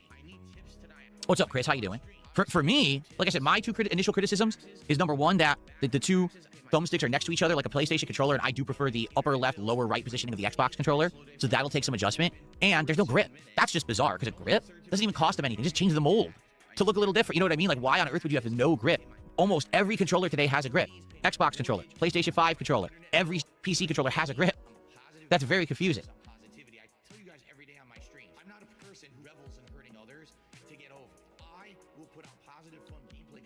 I wonder how many games will actually use the gyroscope controls as well, because right now, I don't think many PC-exclusive games do use gyroscope controls, because there's no standard of having gyroscope controls on a PC controller, so they don't even bother with it. Like, I would say most games with gyroscope controls are on the Switch, Switch 2, or PlayStation 5. Who fucking cares? Boo! Dabhan says most mice have a grip to it. It's meant to replicate a mouse and keyboard, so no grip is just weird. I agree with you. Totally. Okay, so it looks good. I'll be keeping my eyes peeled. You guys let me know if you hear before me about when that guy's coming out. I would love to get it and use it and review it for you guys, all right? We'll get to it when it comes out. All right, that's good stuff. Now, as I said, whenever I have a day off, of course, everything happens, right? And so while I had my day off, or days off this week, there was a big announcement. Assassin's Creed Black Flag officially is getting re-released, okay? And it has a whole bunch of interesting stuff going on with it. Let's go. I want to look at all this news. So I got a whole giant, like, news feed here about it on X. Let's take a look at it together, okay? So Assassin's Creed Black Flag, as you can see, let's get some music going, by the way. Quit boring everyone. Is officially coming out, and it's not just a port, okay? It is a redoing of the game, as you can see. Here's the original, and here's the resynced version. They've redone the lighting, they've redone the islands, they've redone the ship buildings. Everything is redesigned. It's not simply like an upscale or something like that. Down here, Titanic, motherfucker! Thank you very much to Kel Denson for the 199 super chat. It says gaming PC over Steam machine / Xbox Helix. I mean, ultimately, the PC gaming is still going to be kind of the be all and end all, you know? Because it provides you the most customization options as well. You can basically have it fucking be exactly how you want it to be. As long as you can fucking afford it, of course. Like, the Steam machine always shows promise, but I was never fully sold on it, you know? It's kind of funny. I seen a video the other day, you know? If we're talking about fucking, like, gaming setups, let me try and find a second video for you. Okay, hold on. Somebody was showing off their fucking ridiculous, like, you know, individual, unique. It has to be seen to be believed, put it that way. So let me try and find it for you guys. I watched this the other day. It was a short, but I don't know if I can find it here. Hold on. Let me see if I can find this sumbitch. When did I see it? Let's see, when did I see it? I'm scrolling from, like, the history right now just to try and find the bastard thing.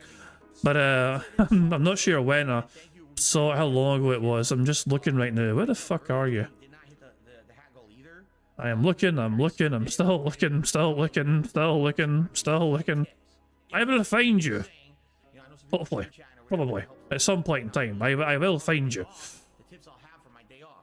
What is it? I will find you. I am definitely gonna find this. It's just finding it. It's taking a while.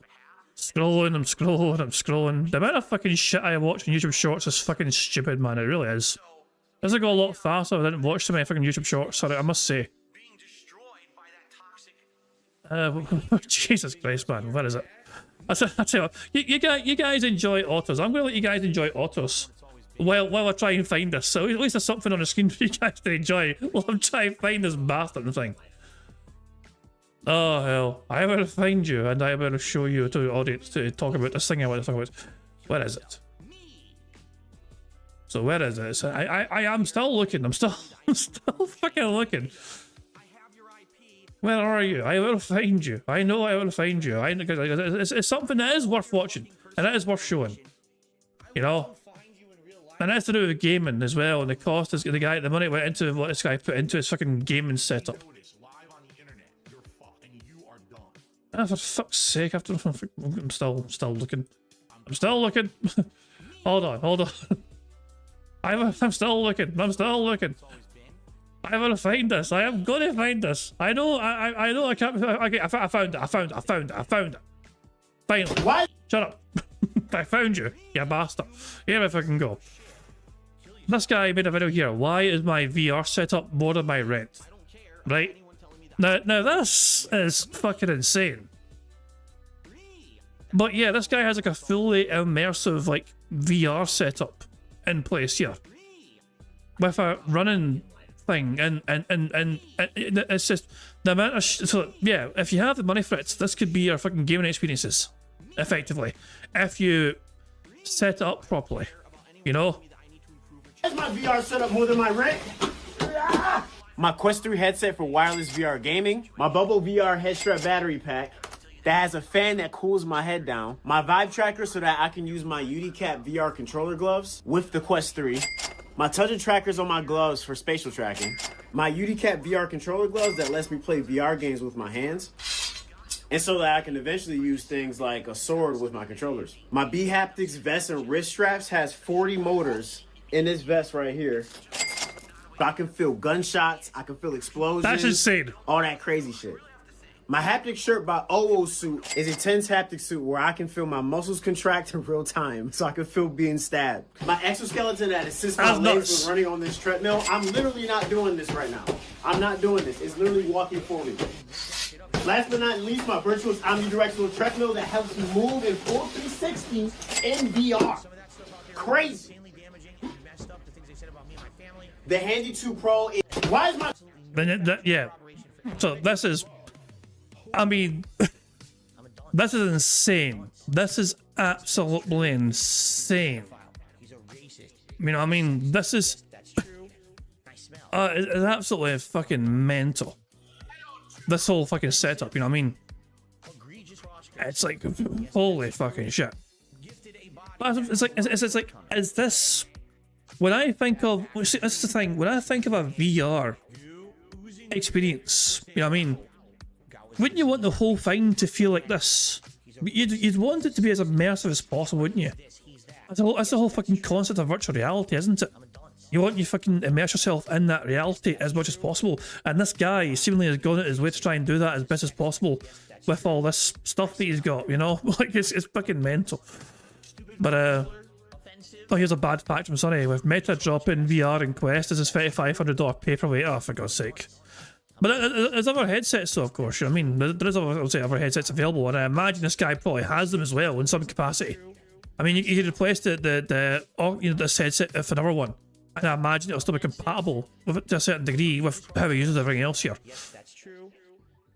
You know, but it's just... I don't know, man. But yeah, I mean, to me, this... Is this the pinnacle? Is this the fucking ultimate end goal of VR? Or does it get... Is there ways to fucking make this better? You know? I don't know. It's just like, is this a fucking final form of, you know, really immersing yourself in VR, or can it improve? I don't know. But yeah, I saw that the other fucking day and I thought, holy shit, that's fucking mental, you know? So there we go. Absolutely insane setup. But you know, if you can afford it though, and you get a setup for it, and you want to fucking go for that sort of setup, then there you fucking go. Look out all the details. Here you go. It's a full remake with overhauled visuals and gameplay, rebuilt on the latest Anvil engine. That's the engine that Ubisoft uses for Assassin's Creed. It's not an RPG. It remains a solo adventure and a character-driven experience. Yeah, of course, because the original game was as well. Tailing missions reworked and are no longer an instant death. That's interesting. So if you're tailing and you fail, you don't have to start from the beginning. So maybe there's checkpoints. Dynamic weather has been confirmed. Naval combat features new alternate fire modes for all weapons. That's interesting. The naval combat was great in this game. Like, I love the naval combat in Black Flag. Combat reworked into faster, action-oriented experience. Double assassinations are back. You can chain up to 4 takedowns. Dual swords, pistols, hidden blades, and more. New modern-day cinematics focusing on Edward's internal struggles. Woodkid is making new songs for the game. This is the guy who made the soundtrack of Death Stranding and Assassin's Creed Revelations. Movement is faster with new parkour moves. 3 new officers with unique quests and gameplay abilities to unlock. New storylines for existing characters. New legacy treasures. You can have a pet cat or monkey on the ship. Seamless access to cities and locations. And what I mean by that, because I already read up on this, that it'll be now a completely open world with no loading. In the original game, because it was, again, this is over a decade ago, right? This game basically had loading between areas and everything. Not anymore. Now you just go all around the world, right into the next town. It's all there loaded for you. You just jump right in, as if it were an open world game. New parkour moves like free jumps, backside ejects, improved stealth system, and more. And again, people are blowing it up. Look at this. There's a formal collector's edition. What's hilarious is I had the original collector's edition, which was Edward Kenway grabbing a mat, like the skull and crossbones flag and everything, and it's like a path. And now here's a new one. A decade later, they've redone it, and now it's him sitting at the wheel. Look at this. So Phil's going to want this collector's edition as well. Absolutely. Steve says not quite VR, but please play this short. Let's see let's see what you're cooking. Oh, you like the SimStar? If you haven't heard the story, I traded a really high-end DeLorean I've time seen machine this, model, I think. just a toy freaking model, to somebody on Facebook to get the not just the base of the SimStar, but 2 of them. I literally have 2 of these machines. I scavenged all the best parts to make one really good one, and the other one's a hanger queen now, but I did get 2 of them. So it is possible for you to be able to get one of these. All you have to do is keep an eye on the Facebook Marketplace. If you're poor like me, you'll have to make a trade. But if you've got $2,000, you can pick one up fairly easily. And then you have to put a whole lot of effort into making it work. Basically, I've got hours and hours into it. I had to specially wire 240 volts. I had to learn all the articulation, stuff like that. But it is possible. And I like being an advocate for this stuff. Oh, you like the SimStar? Yeah, this is quite mental to me. Like, this is cool.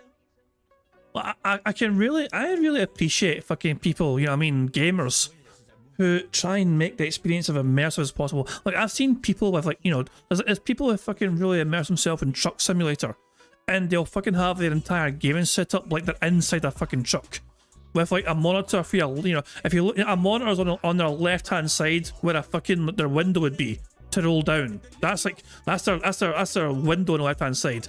Then they have multiple monitors in front of them for the big windshield or whatever.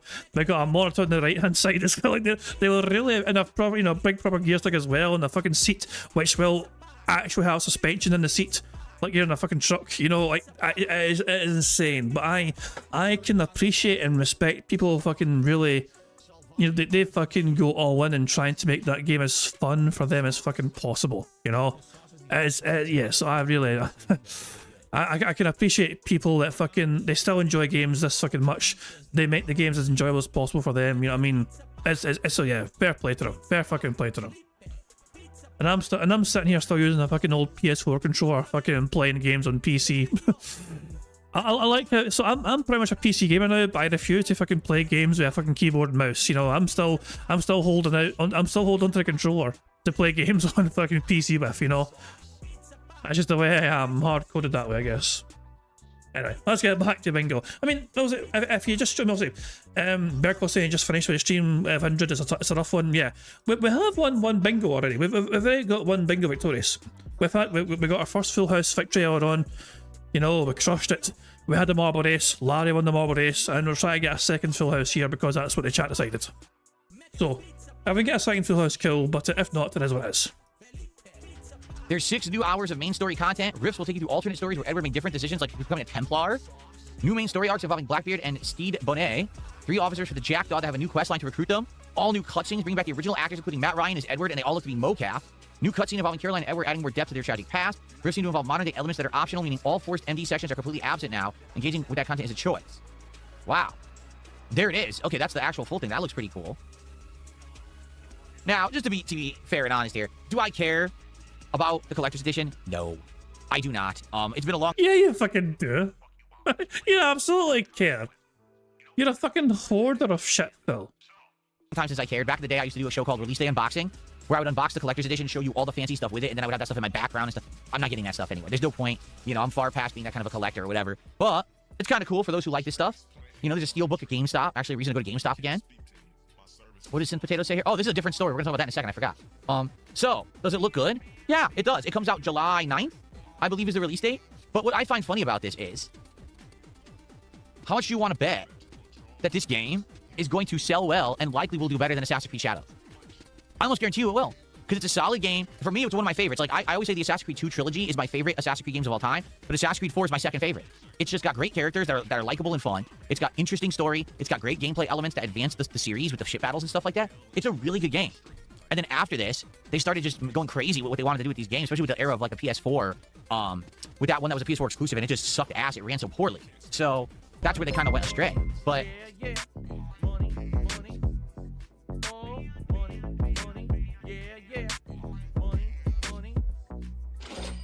Trip tip £2.20. Party Parrot. I have absolutely no idea what party parrot means, but thank you, Trip, for the tip. Very kind of you, party parrot. Thank you, Trip, for the tip. Party parrot. I feel like it's a reference here I'm not getting. You know. Oh, it's an emote. It's an emote. I see. I know. Oh, text speech can't fucking do emotes. That's the way it goes. You know. Is that a YouTube emotes? Hold on. Where is the party parrot? Hold on. I'm searching fucking YouTube emotes for party parrot. I cannot find any party parrots on YouTube. God damn. Oh, it's a PayPal emote. Hold on. Hold on. I'm determined to show this email. I want to see this party parrot. Are you sure it wasn't an emote on your phone? Or whatever. Because sometimes these things like show up, it's because on your phone as an emote. I don't know. Because I'm searching party parrot PayPal, and PayPal doesn't have its own like emotes, I think. So yeah, I'm not sure. It was on PC and you had an emote button. I can't find it. I can't even find this party parrot. I'm sorry. Oh well, but there you go. Thank you very much. It's very kind of you indeed. It is much appreciated. Cheers for that. Oh, you're gonna stuff in me. But there you go. I've never played Black Flag, but I do have a lot of you guys, and as I've previously said, that Assassin's Creed Black Flag is actually really fucking good. I mean, I loved playing Assassin's Creed back in the fucking day when it first came out, you know. I thought the first couple of games, especially the second game, was incredible. Ezio Auditore, you know what I mean? And you can fucking do all sorts of crazy shit. Going about like fucking Venice and all that shit, you know. It was a fantastic fucking gaming experience playing Assassin's Creed 2, you know. But the series had to go downhill afterwards, you know what I mean? Like, it just seemed to fucking go downhill massively, Assassin's Creed. And the franchise overall just kind of lost speciality, meaning, you know what I mean? Like, the moments that, I'll say, it's a spoiler alert for a game that's fucking like over a decade old, but the moment where Desmond like kills his allies at the very end of one of the games, you know what I mean? I don't know if that was at the very end of Assassin's Creed 2, but the moment where Desmond goes in some sort of fucking strange trance and like stabs his fucking allies, I thought, okay, this game's gone to shit. It's all gone tits up now, and they never really recovered from that fucking, you know, that fucking massive plot twist moment, you know. But yeah, I have heard fantastic things about Black Flag and how it fucking plays and all that jazz. So I might actually look. I am curious about playing this game for sure. I need to give it a try sometime, I think. With that one that was a PS4 exclusive and it just sucked ass, it ran so poorly. So that's where they kind of went astray. But for me, looking at this, yeah, I'm down for this. I'm 100% totally down for this. Very excited for it. We'll be playing it when it comes out in July. 100%. I hope that you guys will be here for it. I'm excited to replay this. One of my favorite ones. Cares? Okay? Boo! Good stuff. Can Ubisoft yell our Skull and Crossbones game failed any louder, says Elvania. I mean, yeah, how funny is it? They had this game, what was it, 13 years ago it came out? I think it was 2013, wasn't it? I could be wrong. I thought it was 2013 when this came out. So here we are, 2026, and they're just re-releasing it. But it looks good. It's from the ground up rebuilt. That's what I like about it. It's not just over upscaling it or anything like that. They put effort into it. So I'm excited to play it again with you guys. I think it should be great. Okay. The other news story, we'll do this one very quickly, is that Assassin's Creed Hex's game director, Benoit Ricker, I don't know how to say his name, he left Ubisoft. Only a few months after the creative director, Clint Hocking, also left. This is the next major AC game set during the Dark Ages in Germany, and it's rumored to be story-focused and not an open-world RPG like the recent ones. And what's really weird about this is, what is going on at Ubisoft? Right? Everyone is saying that people who've experienced the game and or worked on it or played it are saying that it's outstanding, it's really good, and a return to form for the series, you know, getting away from the garbage of Shadows and actually being good again. So why is everyone involved with the game quitting Ubisoft? It's a little weird that there'd be like an exodus of talent from Ubisoft. Then again, maybe not. Because again, the writing's been on the wall with Ubisoft for a long time, that the management's terrible. Remember, they were trying to get bought out by like a Chinese company and that didn't come through. So, I don't know. Obviously, we don't know anything about the game. They haven't shown anything off of it yet. Maybe this year, maybe Summer Game Fest, or maybe we're going to get more about it. I guess we'll see. But obviously, having the game director and the creative director and all these people quitting the company is a bad sign, right? Okay.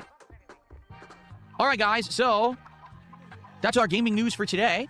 And that's what I wanted to talk about. So what I will do now, I'll open up the show to Q&A. Let's see what you guys want to chat about. All right. Tag me in either chat, and let's talk and chat a bit. I'll do shout-outs if anyone contributes. And we'll hang out for a bit before we get started and set up for our Pokemon Fire Red gameplay for this afternoon. Okay? So what would you guys like to talk about? Have I seen the Ingrid trailer for Street Fighter 6? No, I haven't. And to be honest, I'm not watching it today. I don't care. You know, I'm turned off by Street Fighter 6 right now. And like I said, maybe when that next season comes out, all right, and there's actually characters in that season that I care for, I don't give two shits about Ingrid, and I'm taking a break from Modern Fighters for a reason. You know, I just don't want to play Street Fighter 6 anymore. Tired of that shit. The game sucks. Okay.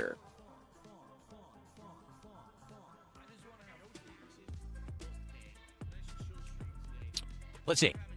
Stuart, yes, I'm playing Saros on Thursday. I already talked about it.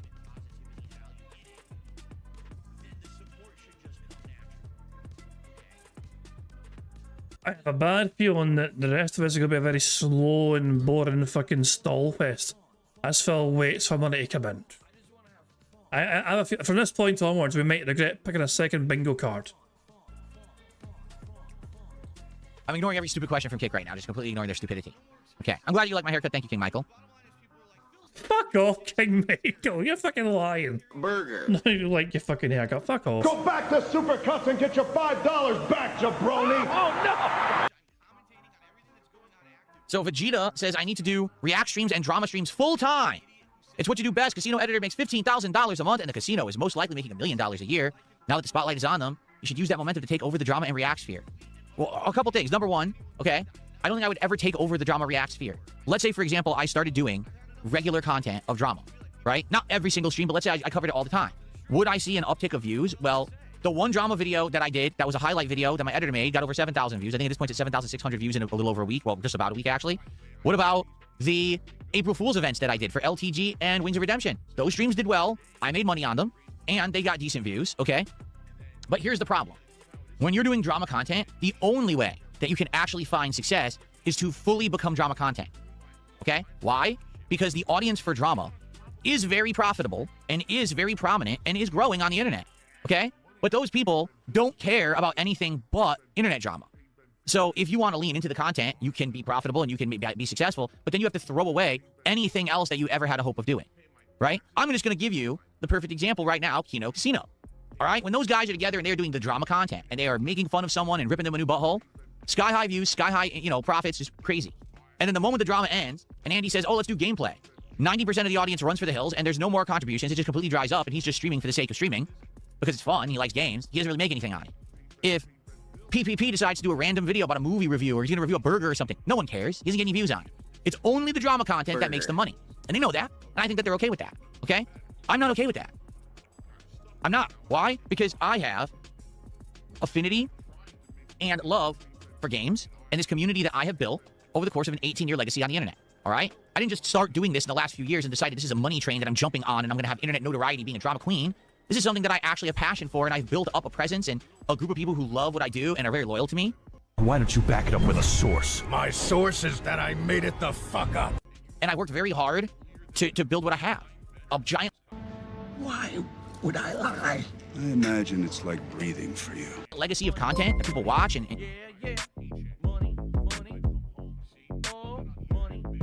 Oh, God.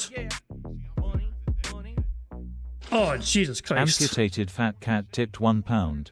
I'd like to talk about gasp, how I heat up your canned processed food gasp without a microwave or gasp an oven.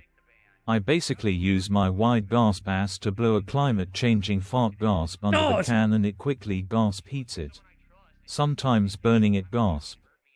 The one good thing that came of that tip, if you can call it a good thing, well, we're close to a free space courtesy of tips. That's the one blessing, we almost have a free space. If another tip comes in, we get a free space effectively.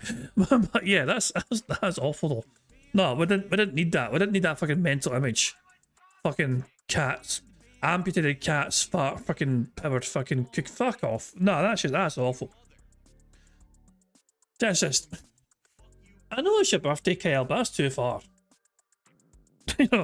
That's fucking too far. Cut that shit out. Although you'd think that if Cat is amputated, then she doesn't have to like lean down towards the oven. She's pretty much at that level already to fucking power the oven, isn't she? If her fucking legs are gone, I mean, damn it! I thought I wasn't gonna go. Who the hell else would do that?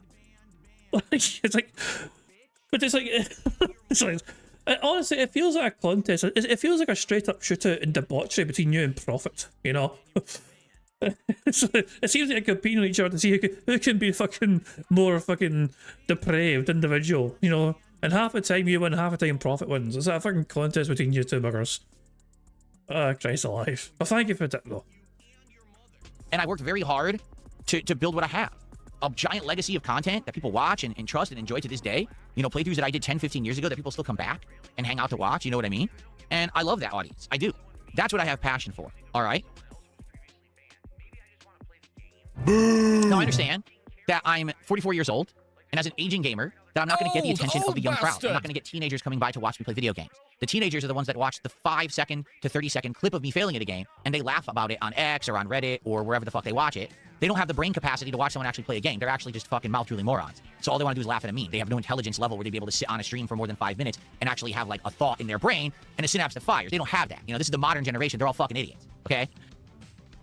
My style of content will not appeal to idiots. It just doesn't. I'm sorry. So, because of that, there's not much I can really do about it. Right? I just can't. It's you know, I have to understand that my audience will always be limited. They'll be an older audience. If you actually look at my demographics, almost no teenagers watch. That is a fantastic way to phrase it, pal. Your audience are certainly fucking limited. I could not have phrased that better myself. Your audience, we can agree with this, Phil, are absolutely, incredibly fucking limited. No, I have to understand that my audience will always be limited. They'll be an older audience. If you actually look at my demographics, almost no teenagers watch me at all. It's mostly people in their 30s to 40s. Seriously, that's my biggest demographic. My second demographic is people who are like early to mid 20s to 30s. And then my next demographic is people who are like their 40s to 50s. Those are my big three demographics. No younger people. I mean, out of curiosity, how do I fucking pull up my demographics, you know? Let's see how the bingo demographics are, okay? I'm gonna pull this up and we can see for ourselves what my demographics fucking like here. Let's see what my demographics like there. So it's gonna be under audience, isn't it? Hold on. Here we go. What's up, man? How's Jasper? I do think it's fucked up. You've got so many detractors. Illegal research. Here's my analytics page. Out of curiosity here, you know. But so I have apparently from the 13 to 17-year-old demographic, I have 0.8% watching bingo. If you're watching bingo and you're under 18, I'm sorry for fucking warping your fragile little mind. I have no 18 to 24-year-olds watching. 25 to 24-year-olds, 27%. Over half of my audience are between 35 and 44 years old. 17.5% are 45 to 54, and 1.8% are between 55 and 64. I have no old people over 65 and older watching me. There are no pensioners watching bingo. Tragic. Absolutely tragic. Also, 99.6% of my audience are male and 0.5% are female. That gives me 100.1% of a demographic. There's a 0.1 discrepancy there. I'm just saying, the math doesn't quite math up for that, you know? But there you go. But that's what I'm saying, there's no kids watching bingo either. You know, apart from almost one. But how the fuck I get one? Hold on, how the hell did that happen?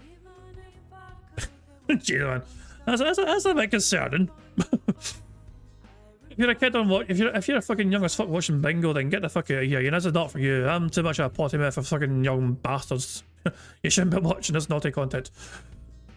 But there we go. But also watch time for subscribers. 76 people subscribe to me and watch the bingo. There we go. Good stuff indeed.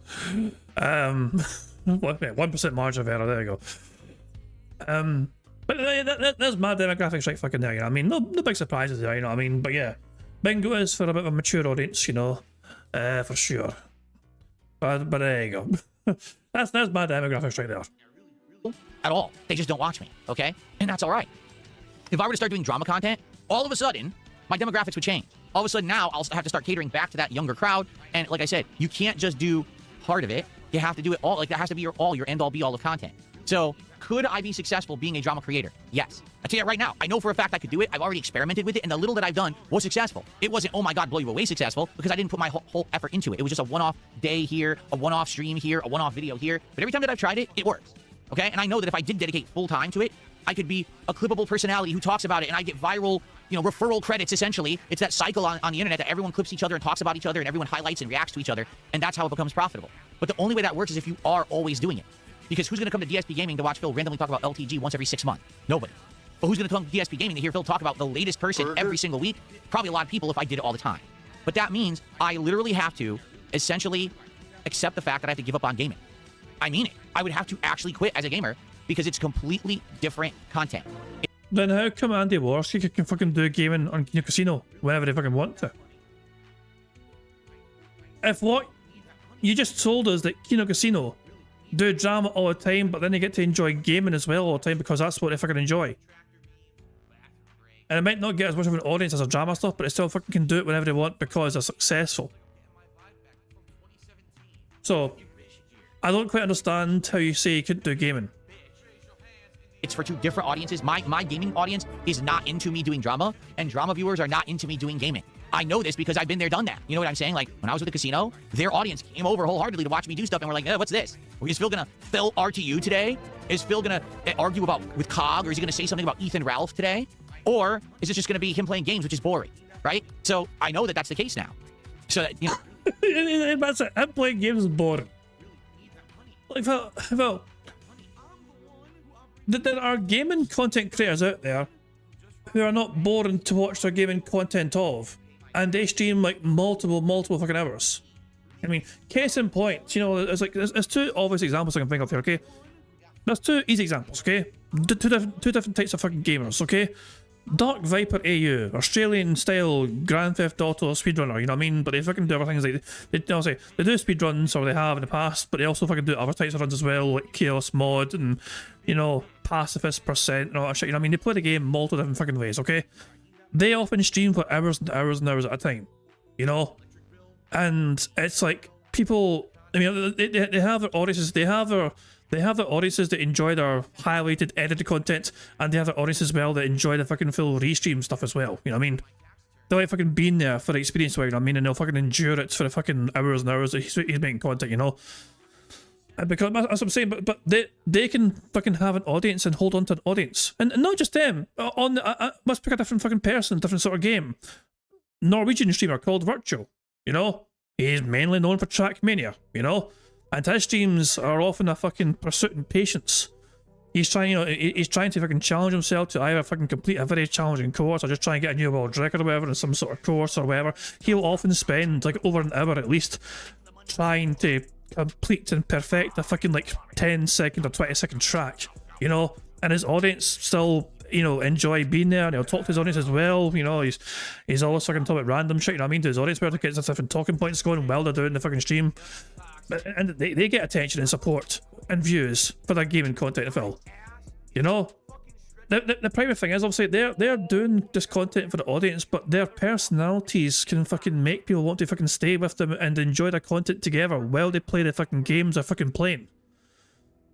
You fucking rely far too much on the fucking games to fucking do all the fucking heavy legwork for you. You fucking rely on the fucking games to fucking try and provide entertainment because you can't fucking think of anything entertaining to fucking talk about with your audience. As per, you know, every fucking time you're fucking doing your streams, it's the onus is on the fucking audience to fucking suggest things to talk to you about. You claim it's a fucking interactive fucking stream, but you don't fucking have anything of interest or note to fucking talk about, usually. You rely far too heavily on your audience to try and fucking provide you with content when you're the one being the host of the content. You know? And it's just, this is why people fucking find your gameplay shit boring, Phil, for the most part, because you rely on the games way too fucking much.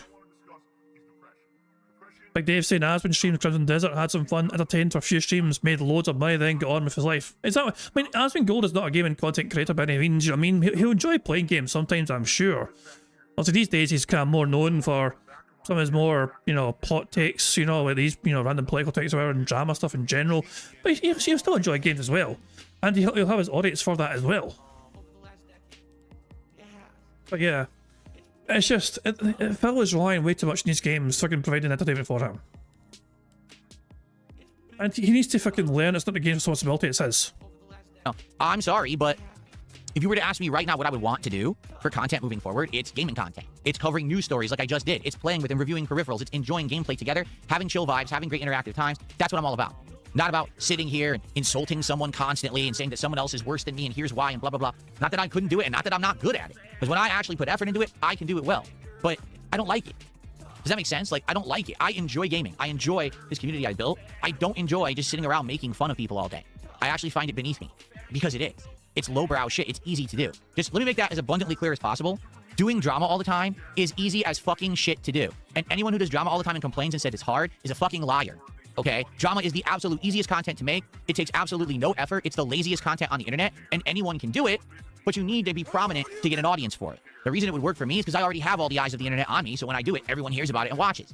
But it's easy to do. It's way easier for me to do a drama stream about LTG or Wings or RTU or anyone than it is for me to actually put out entertainment on a gameplay stream. It actually is. But they won't want to tell you that because they want you to think that they actually put effort into their work. They don't. In fact, most of these people who get big pay other people to do it all for them. They pay someone to research and to feed them the video clips and to feed them the news stories, and they just react to them on a stream, which is fucking piss easy, and then they rake in money from retards who like drama. It's not hard to do, man. Okay. All right, let's do some shout-outs. We got... But Phil, the eyes of the internet are on you not because of you as an individual and your fucking piss-poor fucking channel.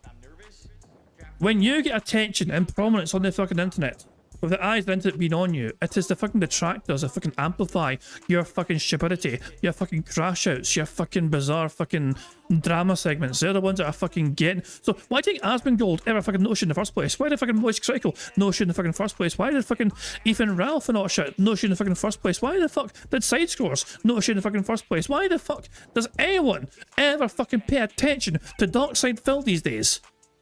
Well, he does something on his own fucking shitty fucking channel with barely a couple hundred fucking viewers. The detractors are the ones who are fucking amplifying your stupidity, your fucking ridiculousness, your fucking toxicity. And it's the fucking detractors that are fucking giving you a relevancy, effectively. You know? I mean, people, there is like 5 million views almost from Phil's Pragmata gameplay on Thursday. Almost 5 million views on Twitter alone for a Pragmata clip of him playing the game poorly. The source of that? A detractor. You know? It's like you can I mean and that is essentially free advertisement, free publicity for him. And yeah, he's gonna fucking sit there and bitch and whine and moan about detractors making fun of him. Like it's just like you can it's like he really is clueless as to the sort, you know, to this sort of fucking relationship, for lack of a better term. You know, he really is clueless about this sort of thing. You know, the fact of the matter is, you know, I mean, it benefits him ultimately at the end of the fucking day. If big content creators are fucking, I've been aware of him. You know what I mean? It means they're talking about him, and the eyes will fucking swing towards him as he's doing something else stupid on the fucking internet. It benefits him ultimately at the end of the fucking day. He'll claim it doesn't. He will claim and be hell bent in saying it doesn't benefit him whatsoever. It absolutely fucking does. Without detractors, Phil wouldn't have been noticed by Asmongold and wouldn't have got that fucking big boost in money. Without detractors, Kino Casino wouldn't have given a shit about DSP. You know? Without detractors, Side Scrollers wouldn't have fucking cared about having a fucking 5-hour interview with him. Without fucking detractors, Moist Critical, Sir Moist wouldn't have fucking had a go at him laughing at Phil's fucking crash out about having low support on one particular stream. Because Moist Critical fucking happened to watch a fucking old detractor clip from Aquateel back in the fucking day. You know what I mean? The detractors are keeping Phil Burnell absolutely fucking relevant. And that is not the aim of detractors, of course, doing that. That is not, also, you can tell detractors fucking doing this just to highlight Phil's stupidity and toxicity. You know, you never fucking know what's going to fucking pop off in popularity or not. You know? But he should be thanking his fucking lucky stars. Now, people like us, and I say us very loosely, I know I've not done much myself to fucking make Phil go viral in any capacity, but I say us in terms of detractors as a loose fucking term, so I'm looping us all together, you know? But us detractors in general have kept Phil relevant in current day. And he should fucking be on his thanking us profusely. He should be fucking thanking us more than his fucking dumbass audience. Keeping eyes on him and making him somewhat relevant in 2026. A couple super chats came in. One from Top Marks, who did $2 and says, "Let's get the support train going. Pokemon on deck." Thank you for $2 there, Top Marks. And then I believe Top Marks did $5. He says, "You're right about the demo." Shut the fuck up! Thank you very much to Bearclaw for the $2 super chat. It says, "Hoping for a Moki Scottish sound clip." You fucking got it. You got that and then some. Angry Monkey is always entertaining Monkey, so there we go. You got your Monkey sound clip right there. I think we have a free space. I think that's our first super chat of the stream. It is, so we got a free space for super chat, so there we go. That is our first super chat of the bingo stream, so we get a free space courtesy of that, so there we go. No, did you get a Monkey sound clip? You also got a free space, so thank you very much for that indeed. Very kind of you, good stuff indeed. Graphics, I watch you from my nightly bingo hall at the retirement home. That's right. Excuse. Oh yeah, Phil's fucking. Someone's fucking having fun here, pretending they're old as fuck, but they're watching DSP. Phil said bingo, we win. Nah, I'm kidding. I believe Tom Mark said $5. He says, you're right about the demographics. I watch you from my nightly bingo hall at the retirement home. That's right.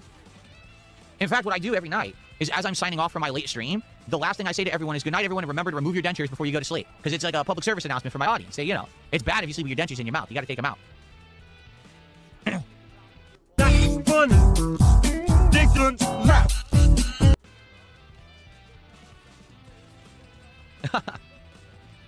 Well, thank you for the super chats, top marks. I appreciate that. Okay, so to formally and fully respond to what the person said, could I do drama? Yes. Would I be successful at it? Yes. I'm not saying that I would blow up and I would be like Keemstar. I would be like in Kino Casino. I don't think so. I think I would be a much smaller scale guy because nothing I do is really going to blow me up to that level. Okay, to be honest with you. But I know that I'd be successful at it. I know it. I don't want to do it because it's too easy. It harms other people and it's not for me. But you will insist on fucking doing it every now and then because you fucking feel a need to do it. Which translates into you feeling like you fucking need to do it for a fucking financial boost, or just because you're so fucking toxic that it's fucking bursting out of you, that you fucking must be toxic today. I want to do content that's not harmful. I want to do content that's wholesome, that's meaningful to people, that essentially we can have a lot of fun together, and at the end of the day I can sleep easy resting and knowing I didn't step on someone to get where I am. Oh, you beg your fucking audience every single fucking day for $150 per stream, and you fucking don't get it, you fucking make them feel bad and guilty. That the way you conduct yourself on a fucking daily basis regarding your audience's fucking money and the fact they're not giving it to you, I can't understand how in the fuck you sleep easily at night. I honestly can never understand to this fucking day how Phil Burnell can look at himself in a mirror and not feel any sort of fucking sense of shame and when he sees fucking staring back at him. I felt, as I'm saying, as I'm going back into this, back at Christmas time, you know, right after Christmas, I had to start a GoFundMe from a wee dog because obviously he had all sorts of issues, you know what I mean? He got Addison's disease and his vet bills. I hated having to do that, you know what I mean? I'm still incredibly thankful for the response from you guys. It was incredible, but I hated having to do that, you know? To kind of put myself in a situation where it's like I feel like I'm guilt tripping people to help, even though I was in that situation where it's like I wasn't sure what else to do. You know what I mean? It was a terrible situation, and I felt awful for having to fucking stoop to that kind of sort of level and say, guys, please help me with a situation. Something bad's happened. I wasn't able to sleep comfortably because I just felt bad having to fucking do that, and somewhat, you know, I don't know. Maybe just some people just don't feel shame. Like Phil does. I guess Phil has no sense of fucking shame in his fucking soul. You know what I mean? But I've had to fucking act like DSP every single fucking day. I just don't know how to even live with myself. I'm just to fucking put it mildly. He thinks what he's doing right now has merit, has meaning, has a place in civilization on the internet in general. He thinks every single fucking second he's fucking making content is content that is worth preserving for the internet for eons and future generations to come, to learn from, and to fucking study from, and to fucking benefit from. He thinks it's actually fucking truly fucking meaningful. He thinks it's truly fucking special, and he thinks it's fucking far above every single other fucking content fucking put out on fucking YouTube. Fuck off, Phil. You're not that fucking special. Most of us aren't that fucking special, you know? Your fucking entire repository and your fucking archive of your fucking garbage fucking content is gonna get fucking nuked. So basically, you could essentially be a few years away from fucking having your shit nuked, Phil, on YouTube, you know? There is no guarantees as to what's going to replace the next big thing on the internet in general, you know? MySpace, for a fucking while, was the biggest website on the fucking planet. And yet, there's gonna be fucking people today, a younger generation today, they'll fucking ask, what the fuck's MySpace? You know? But MySpace used to be the fucking absolute biggest thing ever at one point in time, and it's fucking gone altogether. Banned from fucking existing. I mean, and YouTube can go the same way. There's no guarantees that YouTube's gonna fucking stay, you know, on top, you know what I mean? Absolutely fucking none whatsoever. And if YouTube goes, then Phil is fucked. Anyway, fucking all. Yeah. Sorry for random derail rants, but yeah, honestly, when he tries to fucking get, it's this fucking sense of moral superiority. When it gets in this fucking like moral soapbox here, you know what I mean? It's like I do stuff that's meaningful and special, and it's so fucking no, it's no. You fucking sit there begging profusely for fucking money. If the money doesn't come your fucking way, you fucking just go crazy. You fucking play the game, fucking must die. Never play the game again because you didn't get fucking money. Boo, fucking who, you know? And you fucking make your audience feel fucking bad and guilty. Today was a shame. It was a slow day today, guys. It sucks. Today was crap, you know, because I wanted fucking money, I didn't get money. You make your audience feel fucking terrible. I'm going in circles, fucking, you know what I mean. But he pisses me off when he gets like this. He really does. People that essentially we can have a lot of fun together. And at the end of the day, I can sleep easy, resting and knowing I didn't step on someone to get where I am. I don't need to bring down others to be successful. I can be successful on my own merits. That's way harder to do than stepping on others to get success. Okay. What is your definition of successful, Phil? Because if you have to ask your audience profusely for money every 20 minutes, 30 minutes, especially if it's not forthcoming, is that truly success? If you've outright said, Phil, to multiple people that if you don't ask for money, you'll go broke. How is that a sign of success if you have to constantly ask for it? I just don't understand how that can ever be construed in a way as successful. You know? That if you have to fucking constantly harass your audience effectively, and remind them constantly, and guilt trip them constantly, and tell them the game's going to fucking go away if they don't give you money. That's this emotional manipulation of your dumbass dentheads that fucking follow you.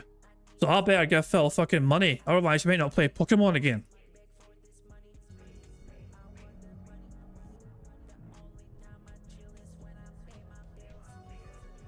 I guess 220 is in some kind of a mood. He's already gifted 2 subs this morning. I mean, he's still not getting them banned. He got them banned for April Fool's only, then he got rebanned immediately. But I don't know why he's gifting subs today, honestly. Weird. What's my weigh-in? The last time I weighed myself, which was last week, I was 173 pounds. Someone says he's celebrating your mega busting marathon early. Yeah, I guess so. He's already, he can't even control his bursting until Friday. He cannot control himself to get to the mega busting marathon. There you go. Who fucking cares? Well, thank you. Sock Cucka says, I respect that. Keep your morals. And Skyjogger says it's called integrity. DSP, you have some. Most other YouTubers have 0. Oh, for the record, most YouTubers... Don't you fucking dare. Don't you fucking dare. Oh, for God's sake. Here we go. I'm about to fucking hear about how Phil Bonnell is a much better human being than most of our content creators out there. Fuck this, man. Keep your morals. And Skyjogger says it's called integrity. DSP, you have some. Most other YouTubers have 0. Oh, for the record, most YouTubers today do not give 2 shits about anything but money. Okay, they don't. Fuck off. Nah. Fuck off. I'm going to need a fucking minute, guys. Fuck it. You guys, I need a drink. I need a fucking drink. Wait here. You enjoy the orders. I need a drink. Fuck this.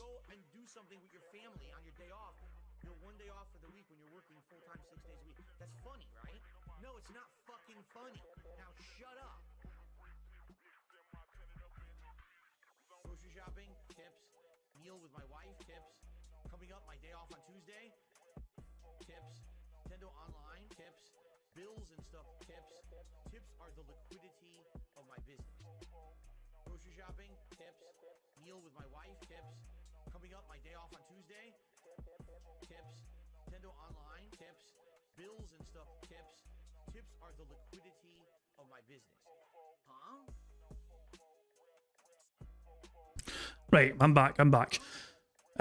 I grabbed the... I do have alcohol, but none of it's cold right now. You know, it's still in the box, so I don't have any alcohol in the fridge. So I grabbed something which is a Steve the Dead special. I have myself in my hand a nice chilled bottle of orange Lucozade energy. You know? I need this. This is what I need to get through Phil's fucking bullshit here. Some orange Lucozade. Here we fucking go. I've got... Here we go. That's just... Not quite alcohol, but a fucking day for now. That's just... I am not looking forward to this. This is going to be fucking insufferable. Right. I'm going to let the bad man cook as much as possible. Here we fucking go. Well, thank you. Sock Cucka says, I respect that, keep your morals. And Skyjogger says it's called integrity. DSP, you have some, most other YouTubers have zero. Oh, for the record, most YouTubers today do not give two shits about anything but money. Okay, they don't. They'll go, oh, I have passion. But then the moment that they could sell or quit, they do. Oh, I love what I do. Oh, by the way, today it's time to crush 17 people and make them say horrible things about them in order to get ahead. Right? Like, all they care about is the money. They don't care about how they get it. They don't care about how much garbage products they shill to you to make their dollar. They don't care about anything besides the paycheck. They see YouTube as the same as any other job, that I only do this to make a living, right? I do this because I have to make money to pay the bills and support my family. Now listen, that's true for me as well. But I make tough decisions, and I've had tough times, and I've had things going on over the years where it was really rough for me because I decided to go go down the path that most people don't, right? The path less trodden, the path of being an individual, the path of actually working hard rather than just chasing a trend. I've literally never chased a trend. I just do my own thing. It's tough, but yeah, I don't want to be a trend chasing loser because then you always have to trend chase. That's what I just said. If you're doing drama, you always have to do drama. If you trend chase, you always have to trend chase. Me, I'm in a position where, because I'm true to myself, I have an infinite amount of content to make. I have an audience that's dedicated and loyal to me and will follow me wherever I go and whatever I do. And I'm happy and I'm at peace with myself. Because I'm not standing here doing awful things every day to be popular. That's a good thing.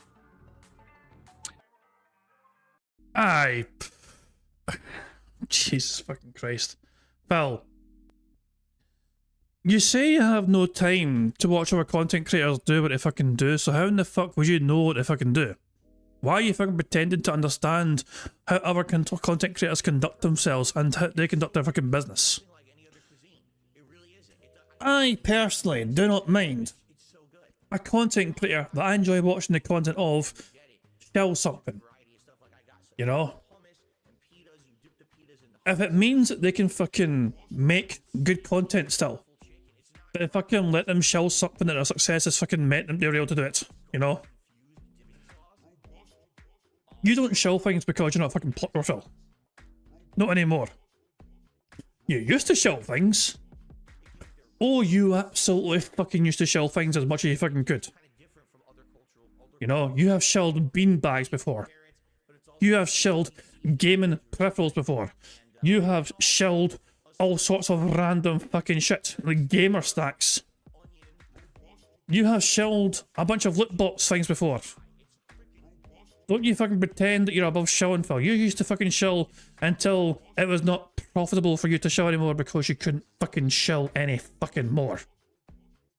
You know?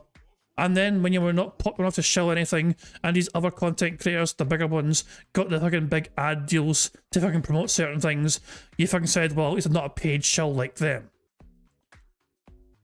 You know, at least, like, if they can help pay their fucking bills by fucking doing some sort of ad plug, rather than fucking beg their audience 20 times a fucking hour to give them money, so be it. You know? Like, Phil is actually fucking trying to say how fucking dare these other content creators fucking take away the pressure from the audiences of supporting the content creator. The content creators go out their fucking way to fucking get some extra income to fucking lessen the burden on their own audiences of like maybe supporting what they fucking do. You know what I mean? That's a good thing in my opinion. It's just, oh my god, I mean, just, yeah, it's just such a, the bad man's making me angry. Really fucking angry. There's a button here for his morality, hold on. And that's somebody right there who's already got a compromised moral compass. And as Sonny's saying, if you're a trend chaser, Phil, demonetize your channels, put your dents money where your mouth is. And that won't fucking happen. I mean, Phil could easily, Phil would probably not, you know, he could easily just fucking make his streams have no ad revenue. He probably doesn't make much fucking ad revenue in the first place from the live streams. And yet, he'll refuse to fucking stop that. You know, he must get those extra fucking couple of fucking bucks from the ad revenue. His greed knows no fucking bounds. It really fucking doesn't. Right, let's just crack on it, man, but the bad man's making me angry. What I will say and remind you of is Fox, where Fox? I see you in the chat. I want to remind you, Fox, where Fox, you have a full house bingo card which expires today. If you felt like using it, today is your last chance of using it. Just saying. I'm just letting you know that you have a full house bingo card which you could use at any point today. Hint, hint. So there we go. If you want to free us the bad man and the suffering he gives us, then you have a power in your hands to do it precisely that, if you so choose to do so. No, I am not stopping on-demand content by any means, Chippewa. I don't know what gave you that impression. Absolutely not. Burger. Joseph just dropped 10 memberships. Thank you, Joseph, for dropping 10 memberships on the YouTube side of stuff. That is very nice of you. A 10-member bomb. And that's a huge amount of support right there. It's 30 bucks of support. Thank you so much, Joseph. Someone just said they never get a sub. You have to be sure you have the subs enabled, the gifted subs, if you're not aware. There is a way that you have to do it in order to get it. Do I have a gift command? What's the command that I have? I think I have a command for gifted subs. Is it the gift command? Let's see. There it is. Do you see I just put that link in the chat on YouTube? Make sure that you have gift subs enabled. You can't get them. You actually have to manually enable them. Yeah, you might not know that.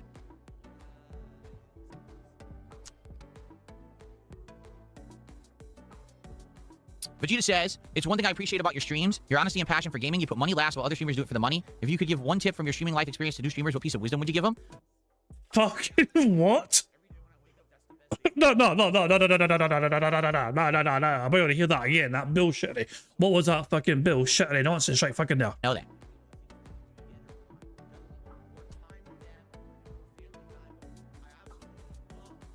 Vegeta says, it's one thing I appreciate about your streams. Vegeta says, Vegeta, is this somebody in the fucking stream chat that said it? Where did Vegeta say this? He said it in the kick chat. He actually said it in the kick chat earlier on. Let's see if we can find it. Hold on. And that's a huge amount of support, right? There, it's 30 bucks of support. Thank you so much, Joseph. Where is this fucking message from Vegeta? Someone just said they never get a sub. You have to be sure you have the subs enabled. It's back forever. Where is Vegeta's fucking random ass, like, fucking big wall of text message here? Here it is here. I think it's over here. I'll do wherever I go and whatever I do. And I'm happy and I'm at peace with my... Here we go. Vegeta Bull. It's one of the things I appreciate about your stream. Your honesty and passion for gaming. You put money last while all of our streamers do it for money. Bitch, please. Are you fucking for real? No. Are we watching fucking different people?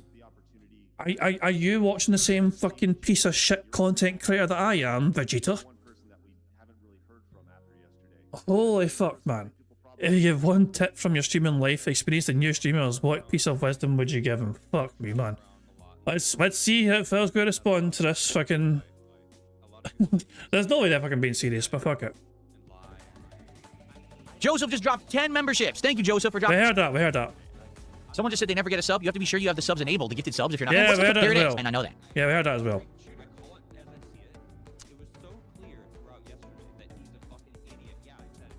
Vegeta says, it's one thing I appreciate about your streams. Your honesty and passion for gaming. You put money last while other streamers do it for the money. If you could give one tip from your streaming life experience to new streamers, what piece of wisdom would you give them?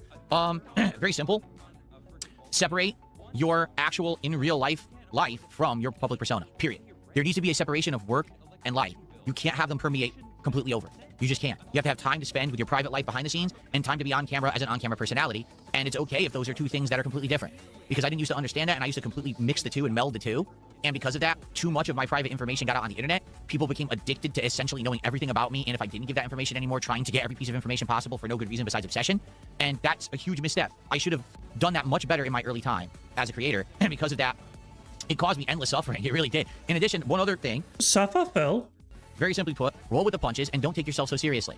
If you laugh with everyone else on the internet at your own misfortunes and fumbles, it's going to be much more well received than say, if you say that, how dare someone make fun of me, how dare someone, talk about me in a negative light, which is exactly how I responded early on, and it resulted in the internet negativity towards me. You still fucking do, you dumb bastard. Think about the fucking doom, fucking gaming journalist fucking meme stuff, Over a decade ago, that resulted in this is how you don't play, which then resulted in over a decade of harassment. It looks like we're getting the go-ahead from Foxware Fox. I assume Foxware Fox has encouraged me to fucking cash in their Full House ticket tier. I want to get confirmation first from Foxware Fox that they're fucking cashing in a Full House ticket, So, well, wait for confirmation. Thank you very much, Carl Edson, for the 199 super chat. It says, Phil put so much effort into his content. No, I fucking... What are you saying? Wait. Just because... Yeah, you thought you'd join the satire. You cheeky bastard. You cheeky fucking man. Oh, just because you're fucking bucket doesn't mean you don't get fucking smacked upside the head for fucking saying nonsense. But there you go. Look at you, your satirical puns. There you go. Jesus Christ, man. Oh, hell. And what's this? Princess Luna and Phil's YouTube here. Your proheriasis, or whatever the fuck it stands out. You stay true to your style instead of chasing what's popular. Phil is constantly asking his audience, what's popular? What should we play? Here's a new game, let's play this. Here's a new game, let's play that. He was complaining about Pragmata not getting them more views and attention because it had like 5 million people fucking bought it already or whatever. So why aren't you guys watching this? It's popular right now. He is constantly chasing the fucking trends. Getting the furniture for second living room is separated from the business, so how much do you pay yourself in the business TSP? It's fucking, it doesn't fucking start to mean anything, does it? It's fucking mental. Fox is saying, alright, do it using it. Fox is confirming their cash in. They're saying, let's go. Fox is saying we're free from the bad man. Fox is cashing in their full house ticket. Fair play to you, sir. Fair play to you. Well, there you go. Well, if you didn't use it, you're going to lose it. So there we go. We have one bingo for a second time. And the best part about that is that the free spaces will carry over. The free spaces will maintain and carry over for tomorrow. So we can tick off everything on the square. Burger. There we go. There we go. And there we go. Full house. Oh boy. How exciting. Anyway. But everything else gets reset, of course. The Sips, Knots, and Bucks counter goes back to 0, and the big counter, of course, will get reset as well. But, of course, the free spaces shall remain. And we get a second mob race to enjoy as well for today. Like, I'm the bad man's pissing me the fuck off today, you know what I mean? I don't want to hear any fucking more from him, okay? Even though there's still time between him doing, like, you know, there's not much time, I think, you know. We're behind DSP by almost 2 hours. And they start the gameplay in, like, 30 odd 40 odd minutes time. I am not doing a third bingo card. I am just saying straight away that I know it's a democracy, but I think I speak for you all in this instance when we say I think we've had enough of the bad man. You know, I think no more bad man, no more bingos, fuck that shit. They're just that. It's too much to endure. You know, please God, no more. Tapping the fuck out of that shit. Let's go to live DSP, shall we, and see how the bad man's doing right now. Wait, hold on. So, if I just rewind a wee bit here, he's currently on $117 dues. There we go. The bad man's on $117. I'm surprised. Has he not received any big contributions to any of Pokemon yet? Since that's usually the fucking plot behind around Pokemon. Oh, for God's sake, he does a second audit. Wait, if we go to like 1302. Phil has another audit of his channel and views. For fuck's sake. We can check that out very quickly if we want. I could do it and people will actually watch it rather than I do drama and it gets lost in the shuffle because I did it on a morning show and no one watched it, right? Like, perfect example here, okay? Did you see the numbers for the actual show in which I reviewed Crimson Desert? I'll take a look right now. Who cares? He started the fucking stream today by going over this. Like 9,000 guys, it's like great, look at this, it's so popular, you guys are really liking this and keep going. I want 10,000, but this is great. And he does it again. Why does he go back to this again? He started his show with us. Then he went back to it again. So here it is, you ready? This video right here is the Level 1 podcast where I reviewed Crimson Desert. 871 views. When that review was broken out, edited, and put into a digestible piece of content with effects and everything, 9,100 views and climbing. Do you see the difference? So if I'm going to bother to review a game, if I'm going to bother to do drama content or a big news story or whatever, I want people to actually watch it. So if I'm going to invest the money, you see? So if I can start getting like 10,000 views of video on the edited stuff, then it would be worth my time, okay? But yeah, getting 2,000 views, 3,000 views on it isn't really worth the time. But I'm hoping that, again, the initial investment is going to pan out on people, you know, checking out the channel who normally wouldn't. And maybe it would actually get attention on those videos higher. You know, to be honest, 9,100 views on that video is more than the combined views of like all the videos for 3 days. All the new videos, I should say. It's almost like people have been fucking begging for digestible content for fucking years on your channel, Phil. Hold on, and you said you posted his number since it's read lit immediate in Discord. Okay, let's check Discord for a second here. Let's check the Discord numbers that you posted here. Let's see if I can find it here. So you have this screenshot here of Crimson Desert. Hold on. And then we have this screenshot here. So first of all, we got DSP here. Actually, that's the DSP's version here. 9.2k views 2 days ago, 197 comments. And then 6 hours ago, the Crank Movies review, Red Letter Media, 149,674 views. Holy shit. Also, the stream chat's in the way a bit on screen here, but yeah, I was like, this side is Jesus, man, that's a lot of fucking numbers. Compared to Philly Boy anyway, you know, Philly Boy's fucking number is not that fucking great. You know? But there they fucking go. Oh, for all my Christ. And the comments as well. So Phil has 187 comments. And the Crank review, they have 1,617 comments. After just 6 hours! Mind you, Red Letter Media does have 1.61 million subscribers, you know what I mean? So there's definitely more of an audience for their stuff. So there you go. For fuck's sake. There we go. Anyway, we're free from the bad man and all the bad man stuff. Let's just wrap things up here. Okay, Phil did another fucking audit.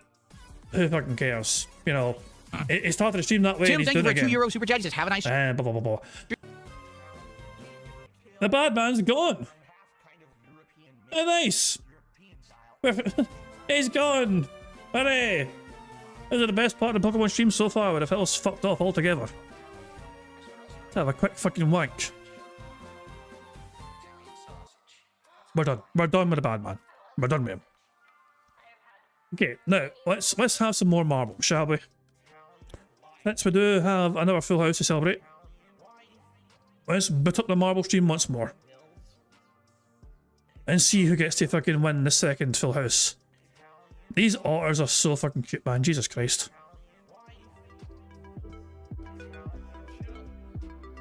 Right, here we fucking go. It is time for some more marbles here to celebrate our second full house. Foxware Fox, of course, coming up clutch. Banking and cashing in their full house ticket. Maybe Foxware Fox can win bingo again today in the marble race. And they might win another full house fucking ticket. Who knows?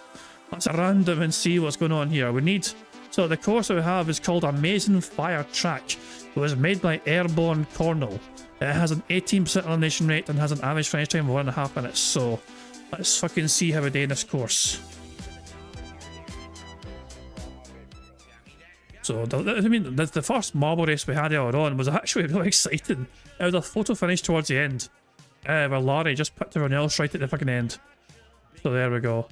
So this is the course we have here. So the marbles will shoot up in the middle here and go off in various different directions. And also the aim is to get this way here and go down here. There's a portal there. Don't know what happens with that. We go through here. There's a cannon here getting you to the finish. I guess going down the middle is the faster route. But there's also routes down the outside as well, which could get you this way as well. So this could be an interesting course. This could be an interesting one. It's a short one, but it could be quite exciting here. So the marbles are all popped out here and they're all jumping over the place. And as you can see, there's marbles like going all sorts of different directions here. And it's hard to know who to keep up with here. Like, do we want to be up here? Do we want to be in the middle here? Do we want to be down here? Daniel's gone. ST is going. Woods, Disco, 2-3. Daniel Cannon, Bill Braski's going. Sideways Welshman. Sideways Welshman somehow landed that. Sideways Welshman, I've seen them fall from the sky. And they're going down the middle as well, but there's a block though. There's a block in the middle they can't get through. And Captain Murphy's there as well. So hold on, how do you get through then? I thought the middle was a faster path, but there's an obstacle in the way. How does this go down? I don't think they're going to get through in time. So who's going to win? Wait, this is very close. This is very close. Wait, the middle's now open. The middle is now open. Nato Ronan has won. Captain Murphy in second place. Sideways Welshman ended up in third place. Fourth was Dimmick. Fifth was Brian A. Sixth was Cameron Richmond. Seventh was Ed Bod. Eighth was Hyams 2. Ninth was Stan. And 10th was Broside Phil. The middle course was the fastest after all. It opened up later than expected. There's Kyle, the birthday boy right there, getting through. But to get yeeted into the finish line. There you go. I think I missed it for a second, Kyle. But yeah, the outside obviously got you there. You got the end faster here. You know what I mean? But to go up this elevator. Then you had to navigate as well down here. It was actually quicker going down the middle and getting shot through the cannon once that opening finally did actually open. But there you fucking go. I don't know why this thing was like fucking blocked for so long. I don't know what led to open it. Gabba wants a new marble because there's the shite. How do you think I feel, man? I think I've won one time ever. And I've done like all these marble races. Toxic's can't finish in time. Unlucky. So there's your list of marbles that were victorious today and won the course. Photo finish between Naltorone and Captain Murphy. As well as Sideways Welshman too. But there we go. Well done to Naltorone, their marble was victorious today. Also other people involved in the BST area for taking place, for example. Who else we got? Agent Double Soul, you're 22nd. Darcy Dranta, 26th place. Who else do we have here? Dark Grosh, you're 30th. Where am I? Warren, you are 40th. I was in 41st place. Zarnock 42nd. Kulant 43rd. Where's the Jade was 48th. Moki 49th. Jade beat Moki. Oh, she'll fucking be pleased with that. Alex is asking, how do you get name added?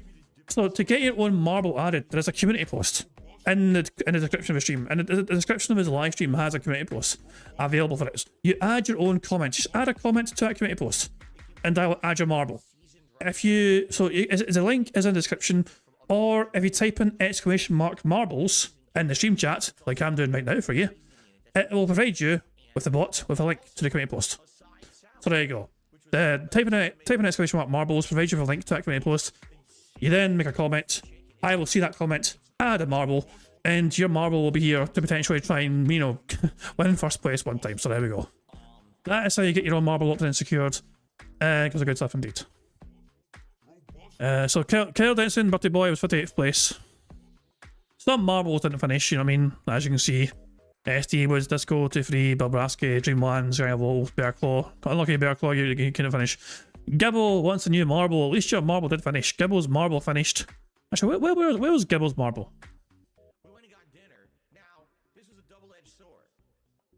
I can't see Gibble's marble. Or is this one of those situations where your marble isn't called Gibble? Wait, is your marble is not called Gibble, is it? Am I right in saying that? Like your marble has a different name. I think I'm right in saying that, Gibble. Like your marbles. Yeah. Oh, Christ, man. I don't know. But there you go. But anyway. The main thing, of course, the most important thing is the winner of this course was Naltorone. They won the marble course, the Full House Marble Bingo Prize. It is Gibble. Where are you then, Gibble? I'll look to you. Am I just missing you? Am I blind as fuck? I will find you. Not to go. There, you're 77th place. You're just right behind Damien. There you go. That's where Gibble is. If I can find you, there you go. In my defense, there's fucking 109 names there, you know what I mean? They all kind of blend together if you fucking don't pay attention. There we go. But Naltorone, your marble's victorious, so congratulations to you. So we'll have a wee spin in the wheel to see what Naltorone will win. So let's see here. Let's spin the wheel. Naltorone. What will they win for their fucking first place finish here? Naltorone has won an intro shout out. The looks of things, it's going to stay an intro shout out, so well done to them. So of course Larry earlier on won themselves a Scottish soundboard pass, so they get to use that as much as they want until next Sunday effectively. But Naltorone, their bingo, their name shall appear in the next bingo stream in the intro before the bingo begins. So there we are. Well done to Naltorone for winning the marble race today. Before we go, Sonny's posted a video here. I think this is a bunch of otters fighting a crocodile. I've thought that otters could scare off a crocodile.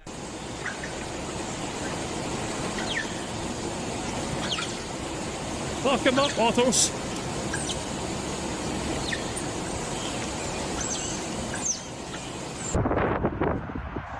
Well, there you go. This is part of like a big clip.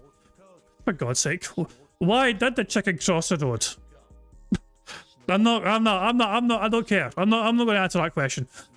It's set up too easy. But no, these otters fucking show that crocodile is fucking boss.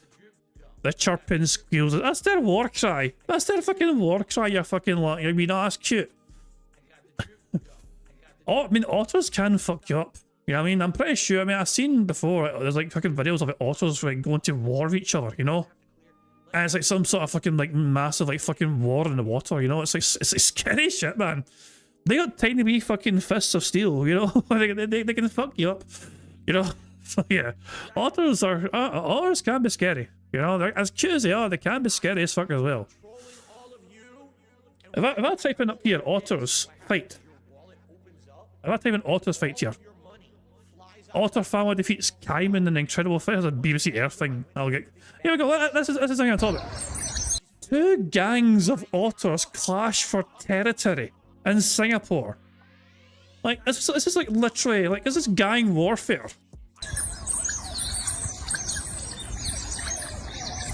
And that cute little chirping, a fucking battle warrior cries like, yeah! For the fucking Grey Otter Clan! Like, this is their war cry.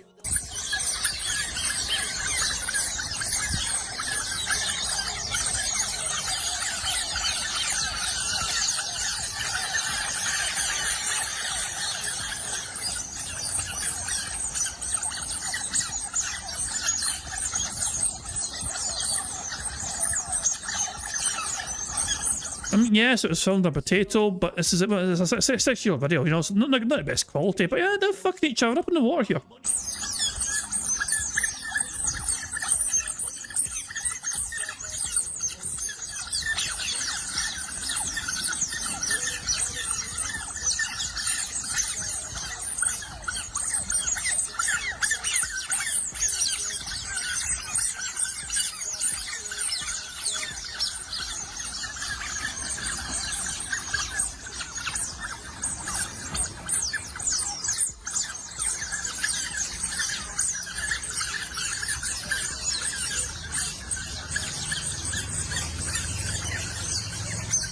Brutal stuff, I think you'll agree.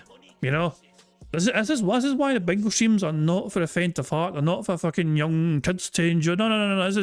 This is fucking nasty shit we're watching the bingo streams here, you know what I mean? Nothing but the fiercest of fucking battles we fucking see here, man, you know? There we go. Right, guys, I'm going to call it quits there. We got 2 full houses today, which is good stuff needs.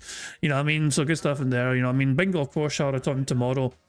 As per usual. If you are a member of the bingo stream, I am going to do some Hitman gameplay member only content after this bingo stream is all said and done. So keep an eye out for that stream being set up within the next 5-10 minutes or so. Gameplay will start very soon of that. So if you're a member and you want to see some Hitman gameplay content, stick around. And yeah, if you want to enjoy that, then I'm sure, you know, it'll be there for you anyway. So there we go.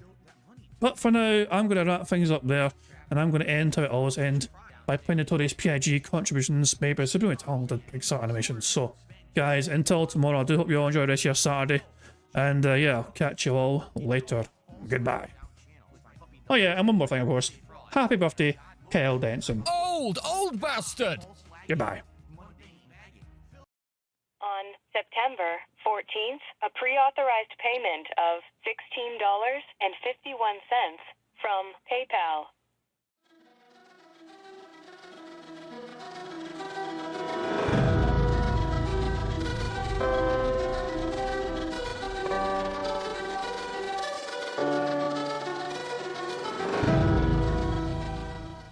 All right, Luna Mills has tipped me $1.30. It says, "I'm back. What's your favorite type of shower?" When you're showered in money. When you go outside and all of a sudden greenbacks start falling from the sky and you raise your face up, you're like, oh, you start dancing, you go, oh, money, yeah. All right, I don't know what the hell you're talking about, but thank you for the first tip of the day.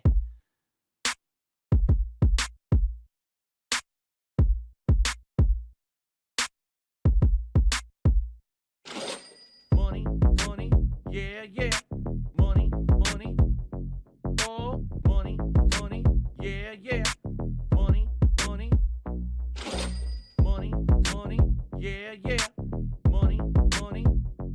oh, money,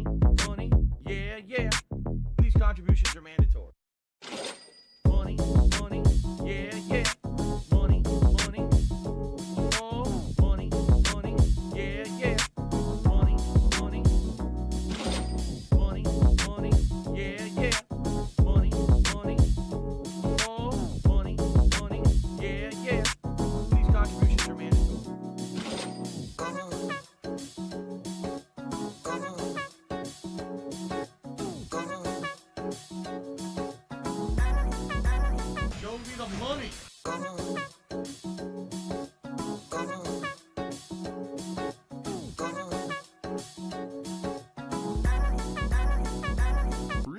Money, money, yeah, yeah. Money, money. Oh, money, money, yeah, yeah. Money, money.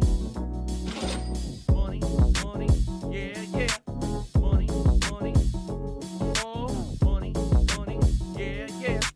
These contributions are mandatory. And it's gone, just gone like that.